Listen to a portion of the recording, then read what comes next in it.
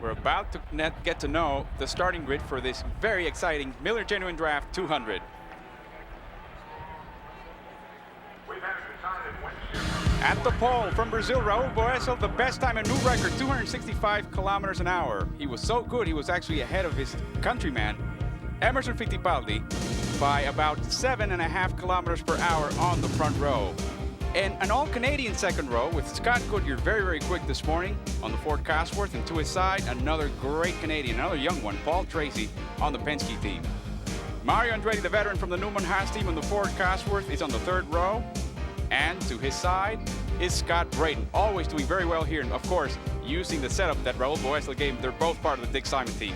Nigel Mansell with some problems in qualifying, but always solid on the fourth row. To his side, Robbie Gordon, very aggressive, part of that AJ Foyt team. Defending champion Bobby Rahal is on row 5 on the inside, always with troubles with a new Lola chassis. And Roberto Guerrero from Colombia, by way of California, is to his side. From Sweden, Stefan Johansson on row 6. He had a good qualifying early in the session. And Adrian Fernandez, a rookie from Mexico. He's doing very well here today.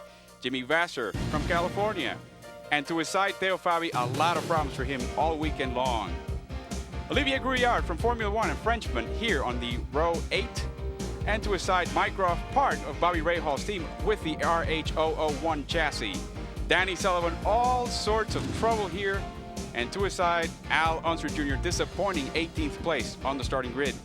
Dave Kudrave, a rookie from La Cañada, California, with a Chevy V8A, and Buddy Lazier to his side with another Chevy 8. And then, of course, T-Ribs, Ari Lyondike, great disappointment. Ross Bentley coming back from that injury in Indianapolis. Hiro Matsushita from Japan.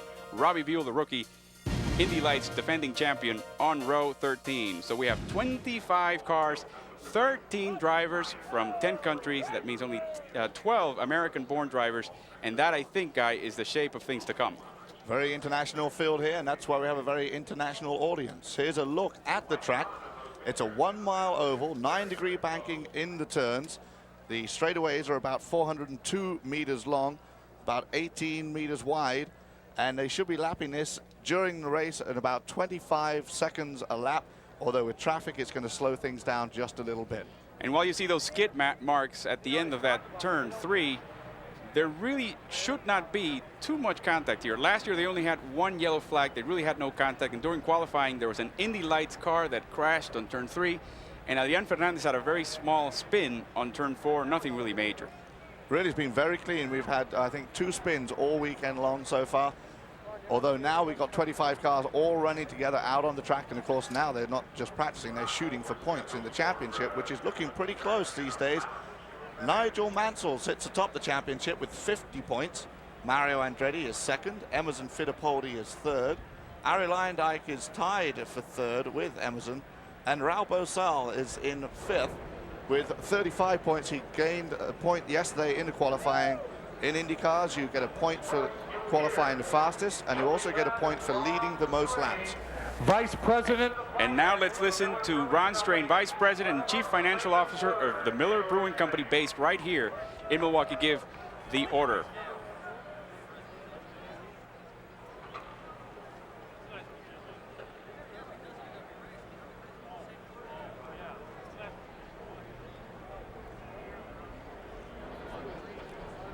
Miller Brewing Company, of course, one of the biggest breweries in America and a huge sponsor here. Let's listen to him. Gentlemen, start your engines.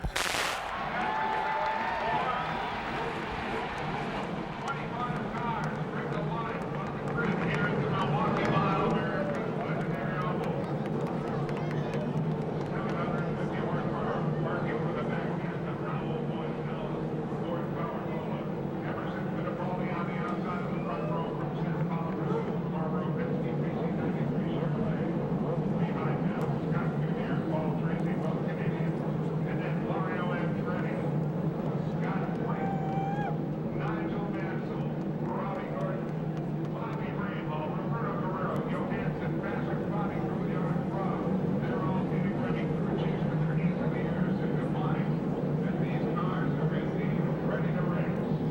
We're getting ready now. The motors are roaring, not just the motors, the crowd is ready. 60,000, a new record, and it seems like every year with every race we have a new record. And there's the #1 finger of the #1 driver in this race so far. Pole sitter Raul Boesel beating Bobby Rahal's pole time and velocity last year by a full half-second. Very impressive. No other car was able to approach Bobby Rahal's time yesterday, and they start rolling now.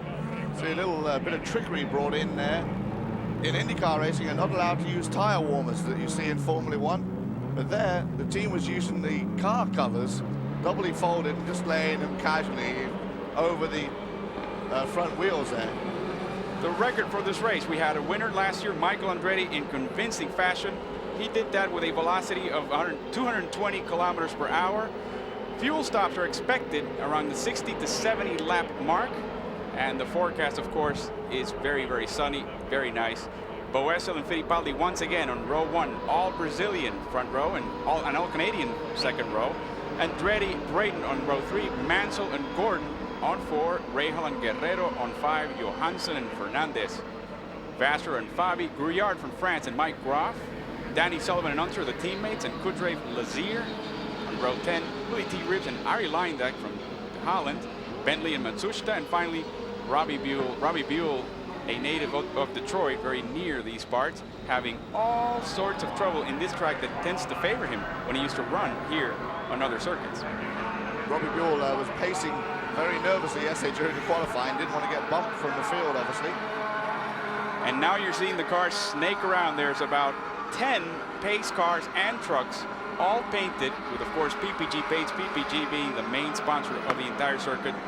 We're going to give a few laps around this track as they warm up. But of course, as you can tell, there's about a 20-meter width, not only on the straightaways, but also on the turns. And that makes for this an incredibly wide open race. You'll also see as we take this lap, a lot of patches. A lot of patching has taken place on the track. A lot of concrete and then tarmac. A lot of changing as they go along the circuit, and it's caused a lot of bumping. One of our in-car cameras, of course, will be mounted on the side of Nigel Mansell, as you can tell. They're going down the back straight there. And also Alonso Jr. with an in-car cam. Alonso Jr. starting towards the back, and there you see the face of Danny Sullivan and the gloves of Danny Sullivan too. Another in-car camera, also from the Gallus team, having all sorts of trouble coming here with a very poor practice time, very much behind the rest of the pack. Raul Boesel really still smarting from that situation where he was forced to do 2 stop-go penalties, and that might have cost him, of course, the win at Indy. That is such a great effort too for the Dick Simon racing team. Nigel Mansell, Dick Simon in the press conference yesterday said that his entire budget for the racing season is not as much as Nigel Mansell is being paid. And this is the back of Arie Luyendyk's car, the target car from the Chip Ganassi team, and once again back to Unser when we really have only 1 more lap to go. Alonso Jr.'s comment this morning was, let's just put it back in the truck and go to Detroit. Sullivan's comment was pretty much the same thing. The Gallus team having a lot of trouble because they had the Goldman car last year, they're using the Lola this year, and they're not quite got their setups right.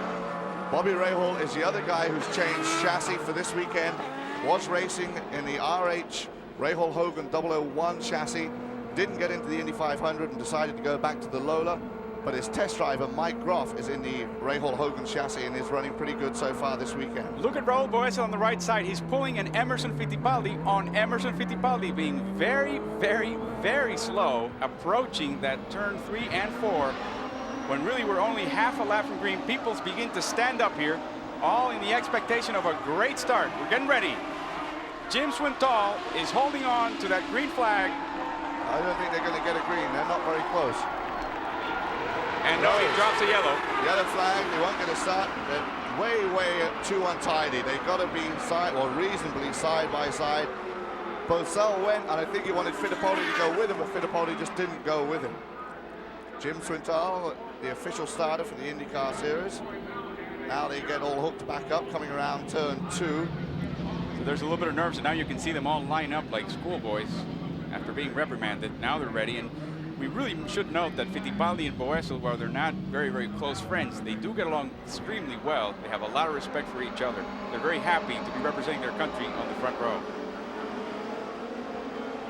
See them try again. Goodyear and Tracy are very close as they come out of turn 4. This is a lot better. They should get a green this time round. Yep. Swindoll with a flag. It's a green one. And there's the start of the race. 200 miles, 320 kilometers here in the Milwaukee Mile. Bosell able to take the lead and pull out quite a bit of a gap, considering they've only gone around about half a track. And on the outside, there's Scott Goodyear making a move on Paul Tracy, and already on Mansell, who's trying to get the inside line. Goodyear gets by Tracy safely on the outside, and but also Robbie Gordon gets past Nigel Mansell. Robbie Gordon very quickly making moves. Paul Tracy on the inside, and Boesel has had now about a 10-car lead on the rest of the field. Raul Boesel has one thing in his favor right now too. Very clean air, nothing in front of him. He's got clean air. Right behind him, Fittipaldi is also driving in clean air, but with the car behind him, it takes away from his downforce. There you see the side camera. There's Fittipaldi and Scott Goodyear. Robbie Gordon is in 4th. Mansell is in 5th. But there's Emerson Fittipaldi on 2nd place, coming inside that yellow line on the turn, which he tended not to do yesterday in practice. There was a lot of talk of how bumpy the track is, and some of the drivers were saying you have to drive a line to avoid the bumps. The important thing on oval races is you've got to be able to have a car set up that you can drive high, low, or the middle, because once we get into traffic, which should only be a couple more laps, you've got to be able to overtake either inside or on the outside. And if you can't do that, then that's when you end up working your way to the back of the pack. Scott Goodyear in 3rd place. He had trouble yesterday. As a matter of fact, they had to take out the 2X car for a moment while they thought they might need it, the backup car, but now they're with the primary car. But he was quickest in the morning warm-up this morning, and Robbie Gordon, who you see there, was 5th quickest in the morning warm-up this morning. There's Mansell, of course, chased by Paul Tracy. Neither of these two want to be in this situation for very long, and we're about to see the leaders catch on to the rest of the field. There's about a 1/3 of a lap differential. There's Mario Andretti on 5th place, part of that Newman Haas team. He's won here 4 times. He obviously likes Milwaukee. They've got the setup just right. He's very happy with the way his car is handling. Now remember, these race tires are brand new. They're completely untouched. They won't remain that way for long. This is a very bumpy track with those asphalt patches. And while you see Nigel Mansell, look at the bumpiness in this track at this point. One thing about this track is they don't get as close to the wall as they would at Indy or at Phoenix. There you can see the car reacting over the change between the tarmac and the concrete, bumping pretty badly down the front straightaway. A full house on the right-hand side, 60,000 people on hand to witness this. And there you could see how Mansell took the inside line to Fittipaldi's outside line. Nigel Mansell learned one thing in Phoenix: don't get too close to that wall. You see that distance between the wall and himself. Fittipaldi taking a look down there's a crash. Fittipaldi taking a look down the inside and getting by, I think, Stefan Johansson is in the wall. That's right, and Johansson, right off turn 2. There's a lot of smoke, of course, clearing away. Johansson is dejected. He throws away his steering wheel, gets out. Pace car is on the track, and Johansson once again, just like at Long Beach, is out at the very beginning of a race. He was quick in the morning warm-up too. This morning he was 3rd quickest, looking for a good result. Obviously very disappointed with that. After 8 laps, there you see the top 6 through 10. Mansell has passed on to 7th place, followed by Braden Johansson. It's gone, of course, Ray Hall, Guerrero, and Fernandez. Fernandez is driving for the Gallus team. He's a development driver. He's only going to do 5 races this year, and he's come here and he's been quicker than both teammates Danny Sullivan and Al Unser Jr. He is an oval specialist, and this is one oval he does extremely well in. And I asked Danny Sullivan yesterday, I said, how's it feel to have this guy come in and be quicker than you guys? And are you going to speak to him about the setup? Because I think from now on, Adrian Fernandez is going to be speaking in Mexican, so we can't understand what he's saying. Very much the new kid on the block for the Gallus team, and doing very, very well. He won the pole and won the race in convincing fashion. Stefan Johansson arching back against that wall. He seems to be okay, of course. Look at that rear wing. Yeah, that's a borrowed rear wing, too. They had to borrow that this morning from the Penske team because they had problems with one of theirs earlier. He obviously backed it into the wall and not feeling very good. One thing that we did hear this morning was that the amount of the condition of the track would really eat up these tires before the fuel window entered into play, and we might be seeing an early version of that with a slip-up. It must have been a slip-up on Johansson's part, slipping out of turn 2 into the wall and out of the race. It could have been a case of him following someone else and being followed himself, and the car behind him may have just pulled out in the turn, which totally changes the aerodynamics on these cars. And once it goes, when you're doing 165 miles an hour in a corner, there's nothing you can do, because the moment you lift, because you feel you're having a problem, that also changes the balance of the car, and then it throws you right into the wall. There's nothing you can do about it. Usually the back end of the car just becomes the front end very quickly. You can spot here in the in-car camera with Al Unser Jr. on the right side of his head. There's that padding that's, of course, installed in the ovals to support the head and the neck muscles while you're twisting and turning in this oval with 3 G's of force hitting against that neck of yours. They also, not all the drivers, but some of them, wear a lead from the left-hand side of the helmet, pardon me, from the right-hand side of the helmet to their right arm, which holds their head to the right. And of course, no one needs that sort of padding more than Nigel Mansell, who is still hurting. There was talk in the pits, of course, that he was still very sore and not 100% stamina-wise to finish one of these races. And we're gonna get a look at the Stefan Johansson incident from one of the cars that was following him. There's Raul Boesel once again warming up, snaking around that track. And behind them is Fittipaldi in second place, Scott Goodyear third, Robbie Gordon with a great race in Australia. He's now in fourth. I spoke too soon. We're not going to see the replay of the Stefan Johansson incident. And then there's Paul Tracy and Nigel Mansell and Mario Andretti. Scott Brayton, Bobby Rahal behind him. There's been so much rain in this part of the country, and Guy, you should know because you live a lot of times during the year in this part of the country. As you see, they're putting some oil dryer. That's kind of like a sand, kind of like kitty litter. Soaks up the oil. They'll sweep over it and try and make it as thin as possible. Once it's done its job of soaking up any oil that's been, or not just oil, too, fluids, water. But when the rain's dried out, the track got a little bit bumpier than usual, and you can tell, clearly tell, and the drivers have noted that as well. And plus, there are a lot more of these asphalt patches you can see at the back of the screen out of turn 4. There's Bobby Rahal, who had the pole position here last year, but couldn't hold off Michael Andretti, who had a great race on his way to Formula 1. And while we're talking about Michael Andretti briefly in Formula 1, we note that in the past 2 seasons, including 91, when he won the championship here in the IndyCar circuit, in the first 6 races, he did not finish 3 of them. So he is a very slow starter. Do not count out Michael Andretti as you watch him run in Formula 1. Michael Andretti won here last year, but came very close to being taken out of the race on the very last lap by our leader today, Raul Boesel. He had a spin on the last lap. Michael Andretti went down to avoid him, but Boesel came back across the track and almost collected Michael Andretti. We had a car coming out of the pits. Buddy Lazier has made a pit stop. It was just a quick, brief one, having some wing adjustments made. Now he's back out on the track, trying not to lose a lap. They're trying to fight push on these cars at the beginning of the race, and very, very quickly as the tires warm up and get used and chewed up by the track, the cars become very, very loose, and then it's a question of who's got the best setup. You mentioned earlier the tire problem. We spoke to one of the crew chiefs, in fact, Danny Sullivan's crew chief. Most of these cars are really abusing the right rear tire, and they think they're going to have to come in sooner than the fuel stop, which is set for somewhere around about 60 to 62 laps. Because of the tires, they may have to come in earlier, although this, obviously, having done 3 or 4 laps under yellow will help with the fuel consumption. They say that it's important to have at least 15 laps under yellow to be able to extend that and perhaps knock out one of the expected 3 pit stops during this race. You mentioned the handling too. Arie Luyendyk says the front end is sticking beautifully on his car, but the back end is not at all, and it's coming out on him all the time, which is why he's having trouble setting any quick times and staying with the leaders. So after 13 laps, there you see Nigel Mansell in 7th place, Brayton behind him, Rahal, Guerrero, Fernandez, and Teo Fabi. And Teo Fabi, as we told you at the top of this broadcast, has had all kinds of problems with his team. There's a lot of talk that what the Hall VDS team needs is a good race engineer.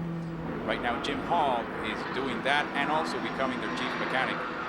And people say you just need a good engineer who can really do the setup, especially in a track like this one. Certainly not the driver. Fabi went to Indianapolis as a rookie, got the pole, and then finished 2nd in the championship that year.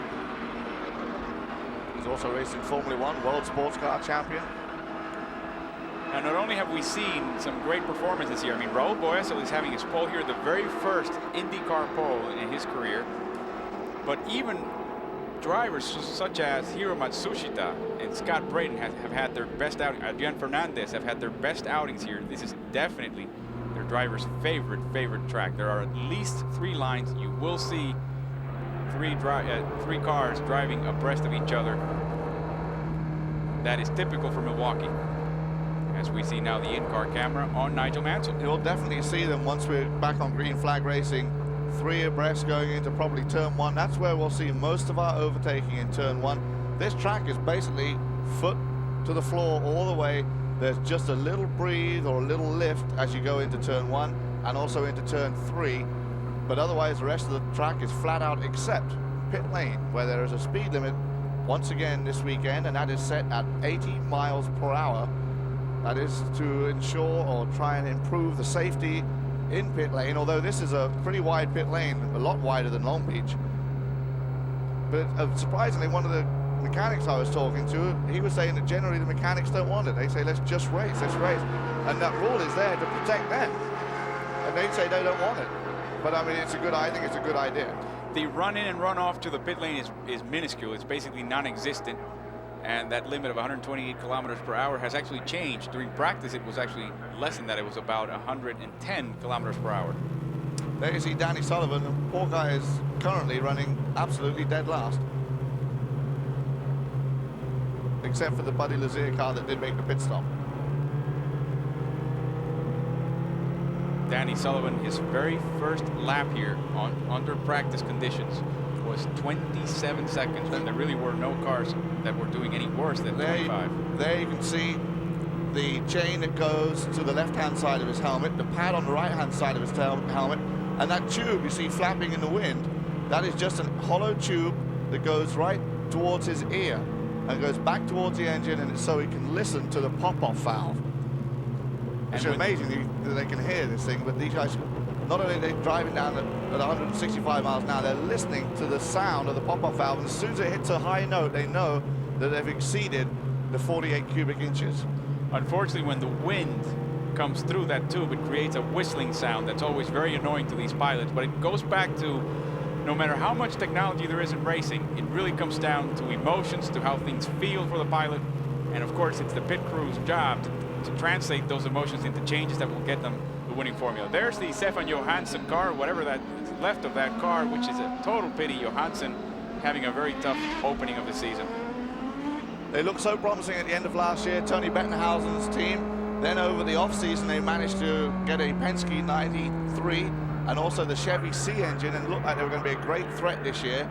Didn't have a good run in Australia, not good in Phoenix, not a great result in Indianapolis, and also Long Beach we saw crash out before he even got the green flag. He ended up in 11th position in Indianapolis. This is the Rookie of the Year last year from Sweden, ex-Formula One driver, and there's Ari Lindijk, another one who's had trouble so far.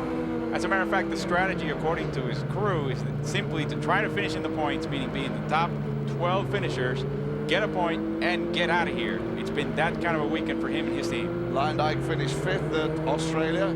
He was 6th in Phoenix, 11th at Long Beach, and of course 2nd at the Indianapolis 500. And of course the pole winner, he already won that race. He seems to grow.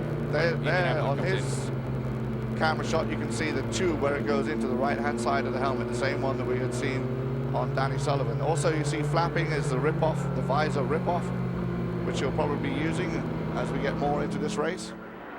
Raul Boesel, head down, determined to get the job done this weekend. Feels he should have won the Indianapolis 500.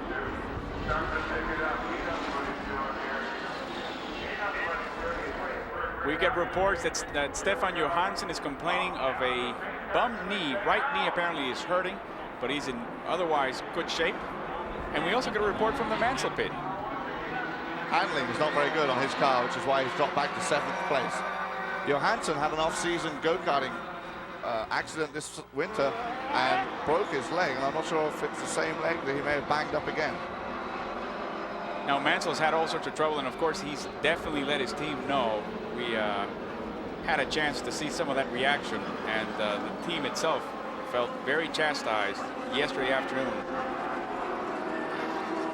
Nigel has his whole family up here this weekend. Of course, the Newman Haas team is based in Chicago, Illinois, which is only about an hour and a half from downtown Milwaukee. And this is his first oval that he's raced in, short oval. He's done the super speedway, went to Phoenix but didn't make the race. And he's not used to running counterclockwise either, he mentioned in some of his press conferences. There you see Brayton blowing by him on the restart. Something we saw happen to him at Indianapolis when Fittipaldi went by. But we get green. Swindell drops the green. We're under racing conditions right again. But once again, Mansell takes over that position from Brayton, as should be. And look at them go and step over those puddles. That's where they put the oil dry down for the Johansson incident. There you see right behind Gordon, Paul Tracy trying to chase him, looking at that inside line, showing him the car. In front of them, there's Scott Goodyear, and behind him, of course, is Nigel Mansell. Robbie Gordon having a good weekend. He wasn't having a good day Friday or Saturday. So during the 2 practice sessions, AJ Foyt walked down to turn 1 with him and made him watch. This morning, he was 4th quickest in the warm-up. Something about AJ, something about the way he says and puts things that make you... AJ was asked if Robbie Gordon is like him. He said, yeah, he's cocky, he's arrogant, he's like me. I like him. You're going to see him around for a long time. No changes so far amongst our leaders. The field, of course, is spreading out. No individual chases. As the back of the field begins to close up on turn 1. There's about a straightaway difference between the first and last place at this point. Gives you a sense of how quickly these cars are going to be lapped in this track. Paul Tracy is in 5th place.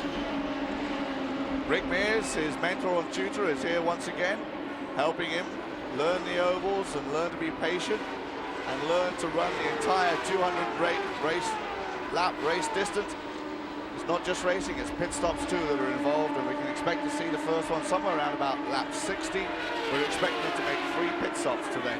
He was so sharp at Phoenix. He was so dialed in. His setup was so perfect. He was what they call in the U.S. in the zone, which is that imaginary situation where nothing goes wrong. You seem to be above it all. Oh, there you go. Boesel doing the first passing of a lap car. It's Buddy Lazier that's being lapped. Remember, he made a quick stop on the pits. And they're already approaching Danny Sullivan, and Danny Sullivan is used to running where Boesel is, not being lapped so early in a race. There you go. The Panasonic team, that's here Matsushita, and in front of him there's Danny Sullivan. You will see a lot of drivers thread the needle, go between these 2 cars all day today. There's Boesel still in first, leading from the top, and that last lap was 145 miles an hour. Of course, the quickest one was 153. All of them, of course, underneath the track record now for 1 lap for that pole position he received with 265 kilometers an hour. I think it would be great to see the Dick Simon team come away with a victory here at the Milwaukee Mile.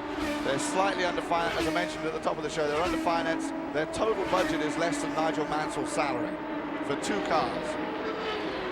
Now you see the leaders begin to overtake some of the lap cars, and now is when the race gets interesting. There's Robbie Gordon trying to push hard, currently in 4th place. Followed by Paul Tracy. Paul Tracy's instinct is telling him, get to the front, stay in the front. It's not going to be that easy here. The other crucial thing to do on an oval is stay on the lead lap. If you make a pit stop, you must try and either do it under yellow or just do it very quickly and get back out before the field comes around again. But it's hard to make up a lap. Robbie Gordon looking good in the Copenhagen AJ Foyt owned Lola Ford Cosworth XB engine. There's Nigel Mansell with the same combination, Lola Ford. A little bit of a twitch there as they come out of turn 4.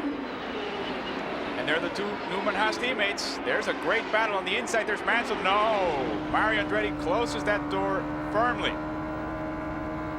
As we see now from the in-car camera, Nigel Mansell always insisting on the pass, looking at the outside, filling up those mirrors. And the 2 Formula 1 champs are having a duel. You would never know they were teammates unless they shared the same paint job on that in those cars. no driver's orders on this team. There's no 1-2, there's no overtaking. It's just go for it, but make sure you bring the cars home and don't take each other out on the last lap. See the bumps there as they come out of turn 2. And you saw very different strategies in qualifying. Mansell goes inside that yellow line. Stays wide through 3 and through 4. There you see the capacity crowd. That's Paul Tracy lapping both Sullivan and Matsushita. They're definitely, so they're probably at least about a 1.5 seconds guy slower than the lead cars per lap. From here you can see how Mario likes to take the lower inside line and Nigel is able to take the higher line. As we mentioned earlier, on an oval you need to be able to drive on both lines so you can get past the traffic. And of course the turbulence that's created behind Mario's car must be giving Nigel Mansell a lot of trouble. Oh, here we go. There's a passing. Boesel is at first. Fittipaldi, Gordon, Tracy, Andretti after 30 laps. And look at the inside now. Mansell is trying to pin him down with a lap car. That's Robbie Buell. And he goes on the outside now on that turn, making the pass, and he takes the position away. Mansell is now in 6th place. There you see the view from the back of Nigel Mansell's car. Able to pull out a bit of a gap too over Mario Andretti down the backstretch. And not only did he take the position, he's now pulling away from him. These are identical cars with a Ford Cosworth engine and the Lola chassis. And of course, the owner of the team, Carl Haas, owns the U.S. distributorship of Lola chassis. Not only does Carl Haas own the distributorship for Lola, he also owns it for Hewland gearboxes, which if you're going to race, almost everybody uses a Hewland gearbox. And not only that, he is the promoter of the Milwaukee Mile. So Carl Haas has got busy things on this weekend. All roads lead to Carl Haas, whether it's Milwaukee or Chicago. I think Carl Haas is actually in the pit lane. He's counting the audience and spectators in the stands to make sure it's full. And of course, he just received a check earlier last week from Bobby Rahal. And now, there you go, the two Brazilians going head-to-head. Emerson Fittipaldi has closed on Boesel. Ari Leindeck looking at the leaders, look at Boesel on the left. And is that Goodyear making a pass on Emo? All 3, no, that is Matsushita. Look at that, 3 abreast on the inside. There's Emo making the pass. Boesel on the outside, he's pinned. Goodyear gets by Emerson Fittipaldi. And Fittipaldi is showing his experience. Of course, he doesn't want to risk his car at this point in the race. So Goodyear has taken that position away from Emo, but Emo is still very close. And there's Robbie Gordon chasing Emerson Fittipaldi at this point. Coach Bosal very closely followed by the number 2, Scott Goodyear. Goodyear good on the ovals as he proved in Phoenix by getting the pole. He won the Michigan 500 and came very close to winning the Indy 500 last year. And let's see if he tries to pass on Boesel the way he tried to pass on Unser at Indy on the inside. It's his preferred passing lane if he can get it. But Boesel is not giving him an inch. This proves once again what a great competitive series this is. We've got Dick Simon Racing out front, Walker Motorsport second, 2 of the bigger or medium-sized teams. And then you got the Penske, then AJ Foyt's team, and then you got the Newman Haas effort. There's Scott Goodyear now in 2nd place, just a fraction of a second behind the leader, having some great runs at this point. Great practice this morning, the fastest in the practice this morning, and chasing Raul Boesel. Goodyear is not used to being up front. That's not his style. That's not perhaps what the car has enabled him to do. But I think I have the impression, Guy, and you correct me if I'm wrong, that I think he's pretty intent on taking that first spot right away. Well, earlier in the season, we had the quote from Derek Walker, who told Scott Goodyear, just think points, just think points. And Goodyear's response was, just think podium. And there's Fittipaldi on the outside, showing them both his colors. And it's going to be very interesting. Once again, the best chance to pass is in traffic. The best move is to trap your opponent behind the lap car and take the position and leave him behind, just gathering dust. Generally in turn 1, if there is a slow part of this track, turn 1 is probably the slowest area. There's Emma on the inside trying to pass. Goodyear. Into turn 1. Doesn't do it though. We're already at lap 40. That's about a 1/5 of this race completed, 320 kilometers. Here on ESPN International, Alvaro Martin and Guy Hobbs with you for the 5th of the 16 races this season. Boesel is our leader. The interval is 0.3 of a second behind Scott Goodyear, but they're about to pass those lap cars. They're lapping them for the second time, and this is going to be interesting. Watch now on the outside, Goodyear. Watch out, Boesel's pinned on the inside. He moves to the outside, close to the door, Goodyear. We're coming up on Dave Krudrave in the number 50 car, who's at the back of the pack. Of course, Goodyear's got to watch his mirrors too, because Emmo is sitting right behind him. And Emmo might be waiting for those two to get knocked out before he takes both those positions. On the outside, there's Boesel taking that lapping Krudrave. And there's Paul Tracy, all of a sudden trying to pass, and successfully passing Robbie Gordon right behind his teammate for that Penske team. But it's awfully hard for these back markers too to just move over, because they've got to drive on the line that their car can handle. And if they're happy or handling well on the high line, and then suddenly you watch your mirrors and move over for the lead pack to come through, it really messes them up. Another attempt at passing. Once right again on in the turn heels. one. This is close racing. And this is IndyCar racing. There are so many teams with the very same exact chassis and motor combination, the top chassis motor combination. And here's the tricky point in turn 4, off turn 4. They're all chasing Jimmy Vasser. No, I'm sorry, that's Mike Groff, the other Ray Hall team car, the yellow car. He's using the old True Sport chassis, which is now the RH001 that Bobby Rahal had to jettison. He lets Boesel take the lap and the position. They're still going to continue to develop that car and try and run it again, probably not till next year now, though. There's a new chassis coming out in about a month, but it won't be too soon. It's just too little too late, and Bobby Rahal needs the points badly. Danny Sullivan going a second lap down. There's the leader and the follower. That's Boesel in front. Goodyear on the outside, trying to take the position, and does! Whoa, he uses Dale Fabi as a screen, and he lets Raul Boesel watch the end of his Ford Lola. So we have a new leader at about the 42nd, 43rd lap, 46th lap to be more exact. It's Scott Goodyear taking the lead. It's just a case of Boesel coming up on a slower car, but Goodyear had already taken away the right-hand side line. Boesel couldn't come out. Goodyear just went flying by. Of course, there are the two Penskes. You can't count them out. If they both finish the race, it will be the first time. Goes down the inside of Hiro Matsushita, trying to stay in contact with Goodyear. I was saying that the Penske teams, if they can have both cars finish today, will be the first race this season that they both finish one race. But when they do finish, they generally finish up front, including a first at Indy, a first at Long Beach. So after 47, we have Goodyear up front, Boesel, Fittipaldi, Tracy, Gordon, and Nigel Mansell in 6th place. And any time now, as Tracy goes by the inside of teammate Emerson Fittipaldi, or tries to at least. Fittipaldi won't let go, but finally, gets him. with the slingshot effect, Paul Tracy takes the position. Tracy's now in 3rd.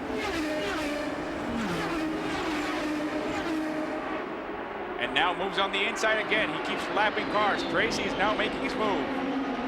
He has a feel for the track. Maybe he had instructions from Rick Mears to say, just get a feel for the track in the first 30 laps and then begin to make your moves. And any time now, we can expect the first round of pit stops, which of course could completely change the order.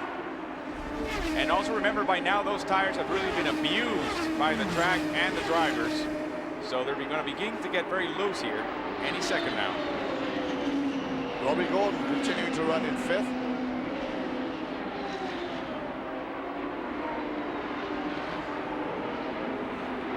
There you can see what a residential area we're in, all those houses along the backstretch.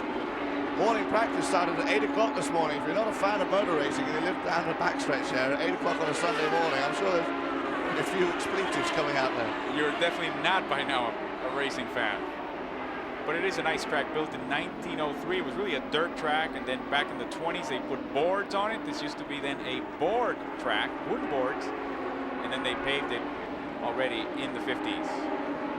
They've been running the Indy cars here for years. They're going to start running the Busch Grand National cars here later on. All of this in the grounds of the Wisconsin State Fair in the upper Midwest in the United States. So we have a new leader. It's Scott Goodyear from Canada. Scott Goodyear starting in 3rd position on the 2nd row. There's Paul Tracy lapping. Ross Bentley in the number 39 Rainix car. Ross Bentley had a turbo problem in practice yesterday afternoon. They thought they got it fixed, and they had trouble again with it this morning in the morning warm-up. Ross Bentley also out of Canada. Well, indeed. Well, he's using the backup car. Scott Goodyear in the backup is not only in 1st place, he's a 2.5 ahead of Raul Boesel. There's Tracy Fittipaldi, Gordon Mansell, the top 6 separated only by 7.5 seconds. And remember, a lap here is about 23, 24, 25 seconds. I think you'll find that that is not the backup car. That's a V4 Valvoline stuck on there. And the backup car they had looked at over the weekend, but they're not using it today.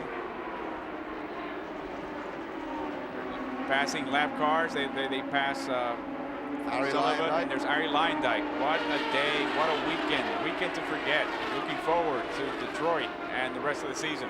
He's being lapped.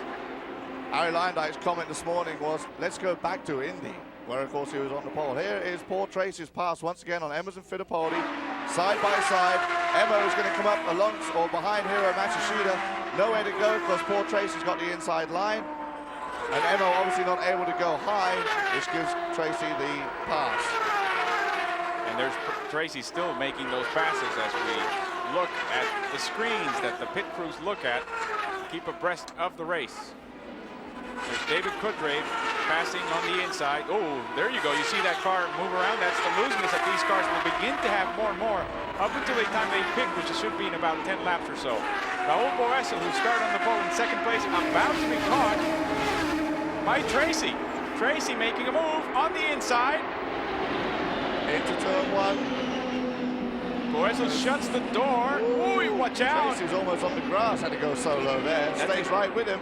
Exactly the same situation that happened in Phoenix, and you know Setting what him up for a pass on the 3rd turn, and he does it nicely. But Boesel won't give up yet. Still fighting that position, and there's that lap trap, and finally gives it up.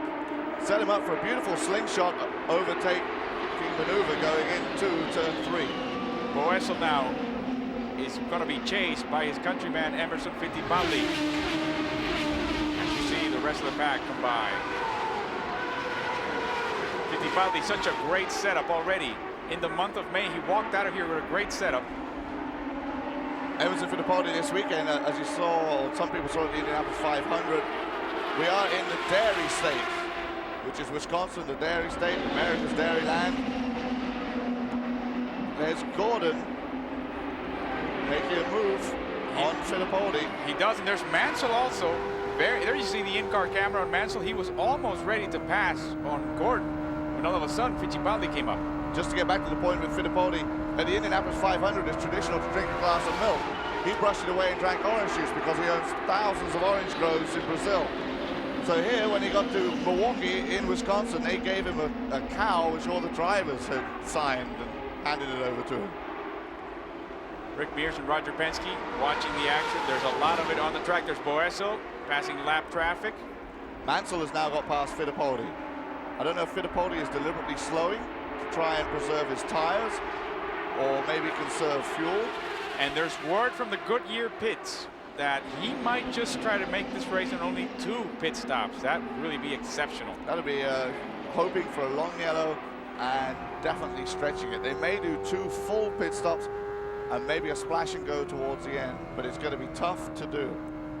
And remember that pit lane. There's the view out of the back of Nigel Mansell's car once again. Boesel chased now by Robbie Gordon. Boesel is in 3rd place. Gordon in 4th. Mansell right behind them. There you see Guerrero pass by. Right in front of them. They're about to overtake Guerrero. Robbie Gordon's been very quiet this weekend. Normally we see great comments or hear great comments from him and statements, and he's generally very active and visible in the pit lane area. We've barely seen him this weekend. He's been locked up in the truck. I don't know whether he's taken a new attitude to the racing to just really concentrate and focus on the weekend and not be so cocky. Only you 4. see the gap between Boesel and Robbie Gordon. That's right, only 0.4 of a second. And these two are very brave, young, aggressive runners, both with a lot to prove. That's how they feel at this point. Behind them, of course, is someone who has to prove absolutely nothing. It's Nigel Mansell. He's catching up to Gordon and could wait for traffic to make the pass. There's the leader, Scott Goodyear. Now chasing Bobby Rahal. Bobby Rahal having trouble himself. There you see the view from the back of Bobby Rahal's car, looking at our leader, Scott Goodyear. Rahal is in 9th place at this point. He's a lap down.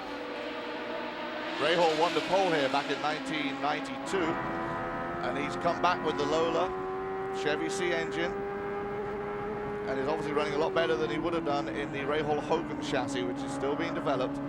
They put a lot of money into it. They're not going to give up on the project. They're just going to try and get it up to speed and going and proven more before they start racing with it. We have a pit stop. We have our first pit stop, and it's Paul Tracy making a stop.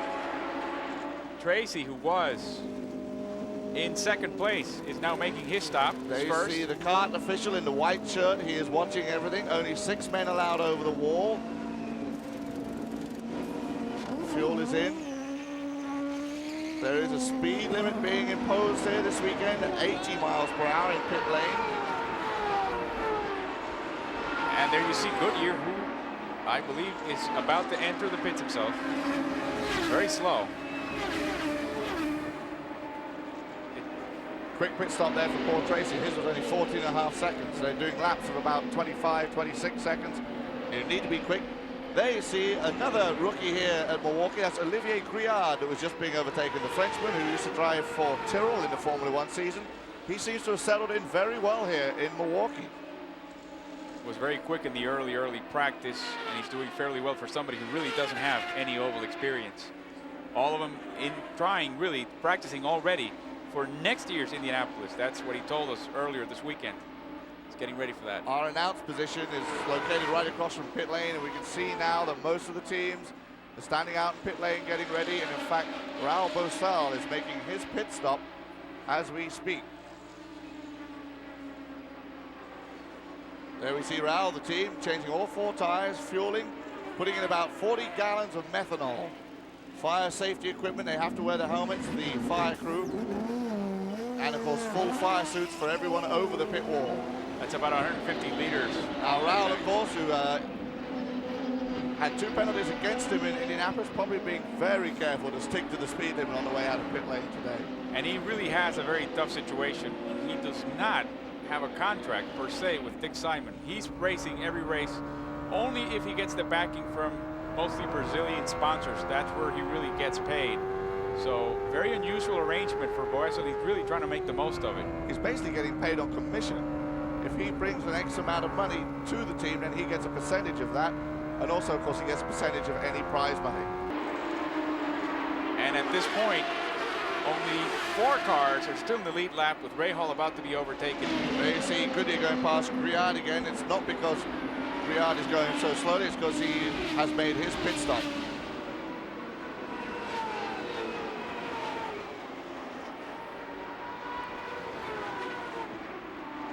Adrian Fernandez is in the pits. And here we see the leader, Scott Goodyear, finally making that stop. Apparently not going to make the 2 stops. This is his first, and obviously he will need at least 2 more. Brings it in, he's going to take a drink of the jungle juice. Yum, yum, yum. Now look at that front wing. Let's see if they make any adjustments on it. That will give you a sense of how confident he is on his setup. I don't think they will. If he's leading the pack as well as he is, I don't think they're going to change anything. It's a 13 and a third. Getting out just ahead of Bobby Rahal in pit lane too. So you can lap in pit lane. That's IndyCar. Goes back into the track off turn 1 and 2. It's kind of a strange rule. There's a speed limit in pit lane, but you can overtake. There is the view on board with Bobby Rahal. Nigel Mansell making his pit stop. This is totally different for him from Formula One. No, he doesn't want to drink. Visor seems to be clean. They haven't wiped that off.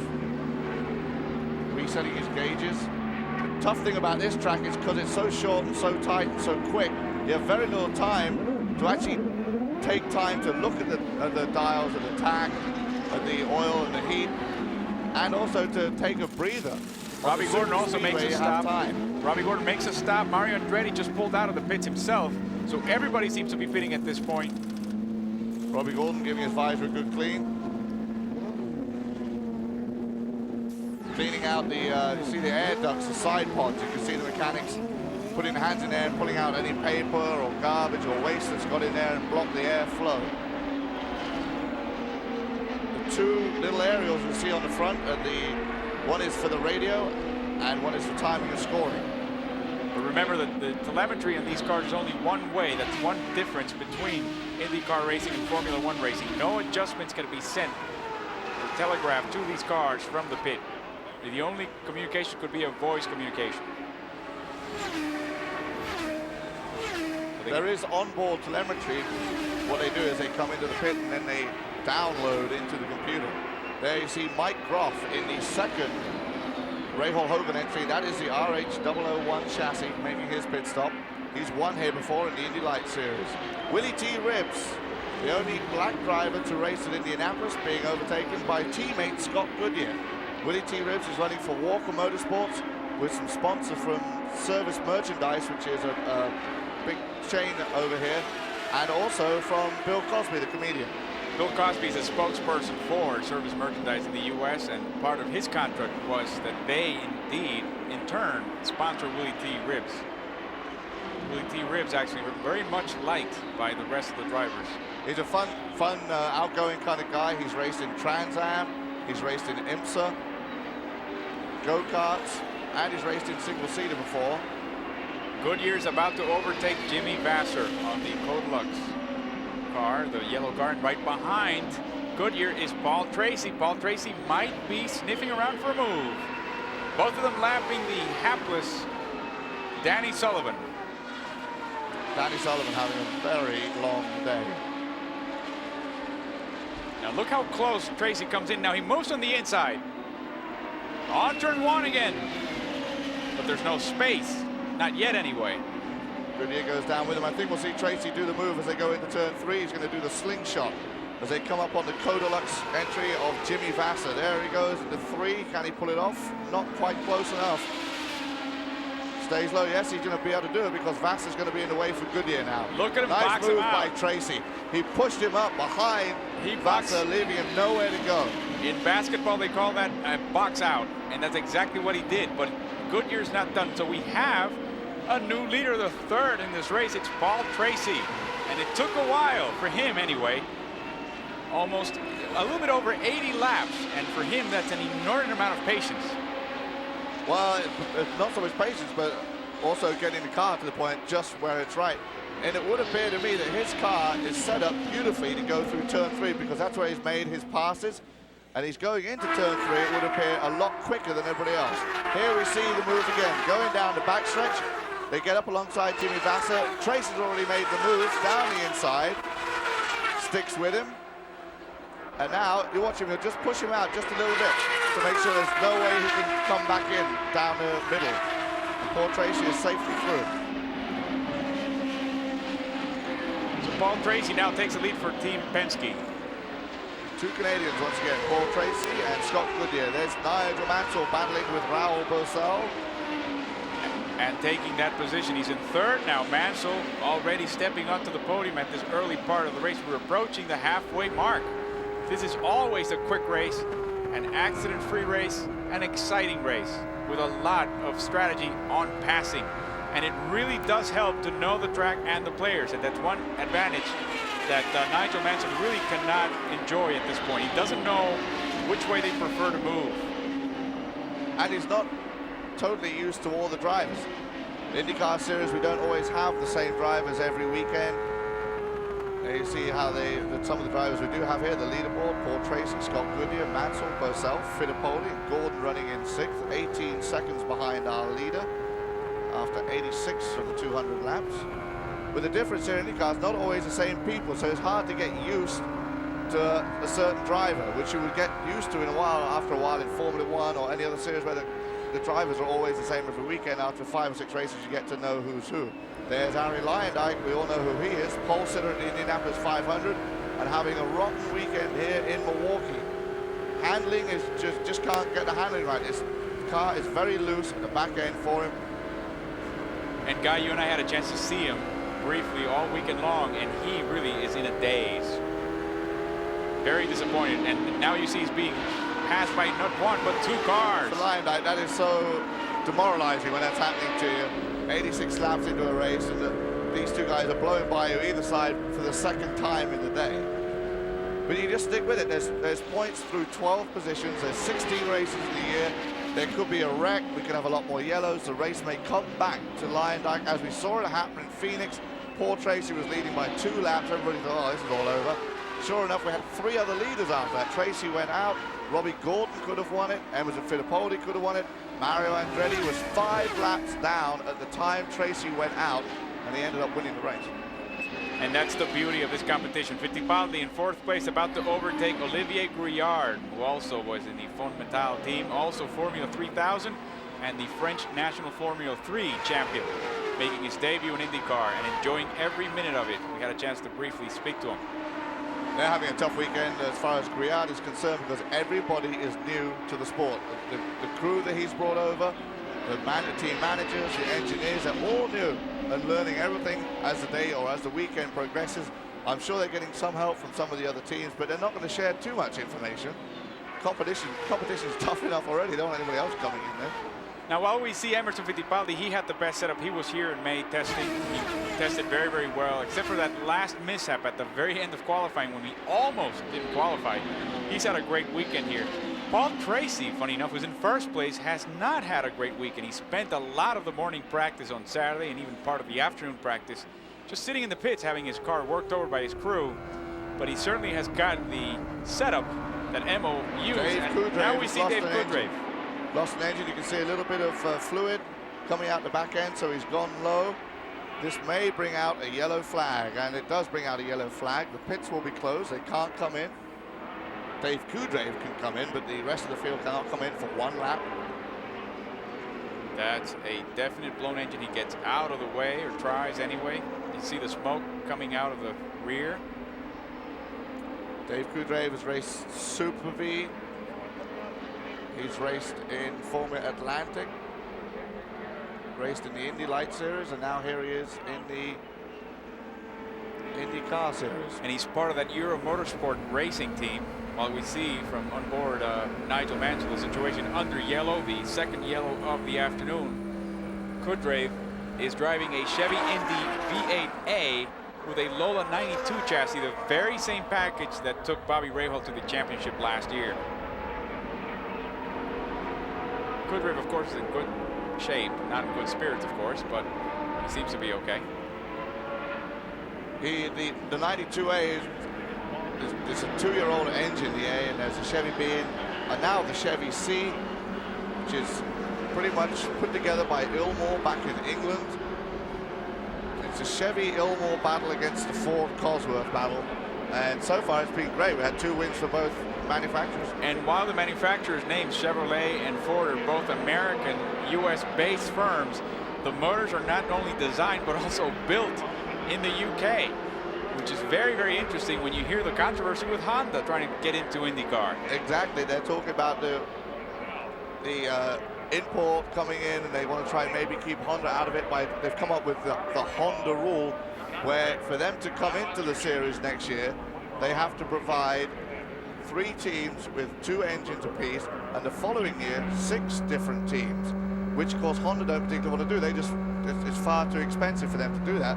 What they want to do is just provide 1 team, well, Bobby Rahal with the engine, and then the argument is if they're worried about these import cars coming in, or foreign cars, which are actually Honda, most of the cars are made here in America anyway, but the engines these guys are all running are all pretty much put together in England. The chassis, Lolas are all English. Penske's are basically put together in England.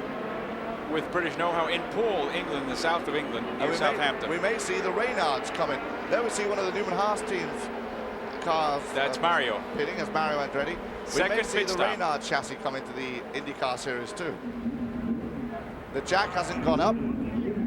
They're making adjustments on the... Three twists on the front wing. There, it finally gets the air jack up.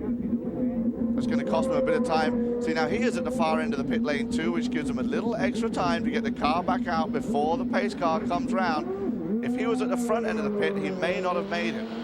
And Pace car is now on the start straight away, but Mario is able to get out before the field comes by.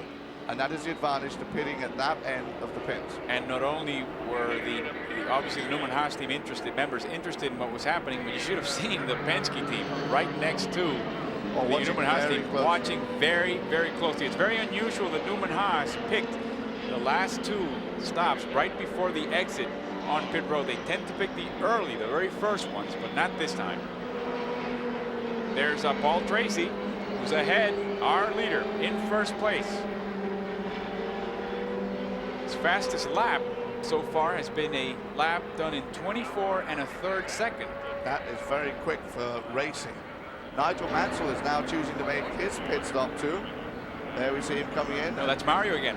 It's Mario again for the second time in less than a minute. And this time they're working on the back. See, now they're going to wave him off, send him back out again. No, they've told him to cut the engine. It's obviously a more terminal problem than they had wished for. He was complaining this morning, we heard it on the radio while he was practicing, that his brakes were giving him all sorts of trouble. There was a funny vibration in the car. They lift the car now, they lift also the back panels of the chassis, and this could be a long stop for Mario. There you see the springs, they're changing the springs. There he said he felt like a beach boy with good vibrations this morning. But at least, Guy, there seems to be frenzied activity in the pit, so there might be a chance he might be back soon. Well, they're under yellow, so if he's going to make a stop, this is the time to do it. He's only gone one lap down. Robbie Gordon also made a stop, and he just roars out of pit lane. May have broken the speed limit because you tend to forget it's there. He may come in for a stop-and-go penalty. So Tracy's up front. Goodyear is right behind him, and then Mansell, Fittipaldi, Boesel are then about 12 to 15 seconds. That's about 2/3 of a lap behind the leader. There you see the lap cars: Unser, Guerrero, Fabi in 15th place. Near the halftime mark, Ribbs, Briard, and Lyondike on 18th position. They're changing the rear springs on the Mario entry. Obviously got a handling problem with that at the back end, so shouldn't take him too long. He's now gone a second lap down, though.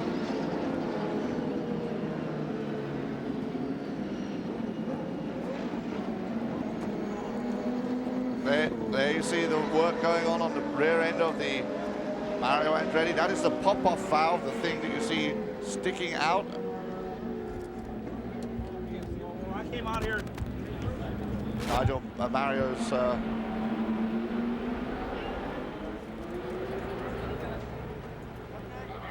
So we're watching Mario Andretti with the back of his car under examination and a lot of frenzied work in the Newman Haas pits. Springs are being replaced as we speak, and they're trying to get him back out in the field. It's too bad. He was really in the top 10, top 6 Excuse me. at this point before the stop. He made 2 stops, one a quick one and then a second one right now. Buddy Lazier also made a stop. We're back under green. very annoying situation for Mario Andretti to be in. Currently lying second in the championship with 43 points. Obviously going to try and pick up some here. Here is the man on the point, looking to pick up 20 points. Paul Tracy, the 24-year-old Canadian, in the Penske 93 Chevy C combination. And also trying to put some distance between himself and Scott Goodyear now that he has open, clean air in front of him. That will last for about 10, 12 laps. Then he should be coming up on the lap cars. So he'll definitely use his opportunity to put some space. And of course, Mansell is about 12 seconds behind Goodyear. Getting a little close to the wall on the exit there was Roberto Guerrero. Goodyear right behind Guerrero. Guerrero having a good morning qualifying session for the King Motorsports. As we see, after 101 laps, we're past that halfway point. The average speed, 173 kilometers per hour. 5 leaders at this point in the race with 3 cautions running over 20 laps. Johansson and Kudre, the only 2 drivers out.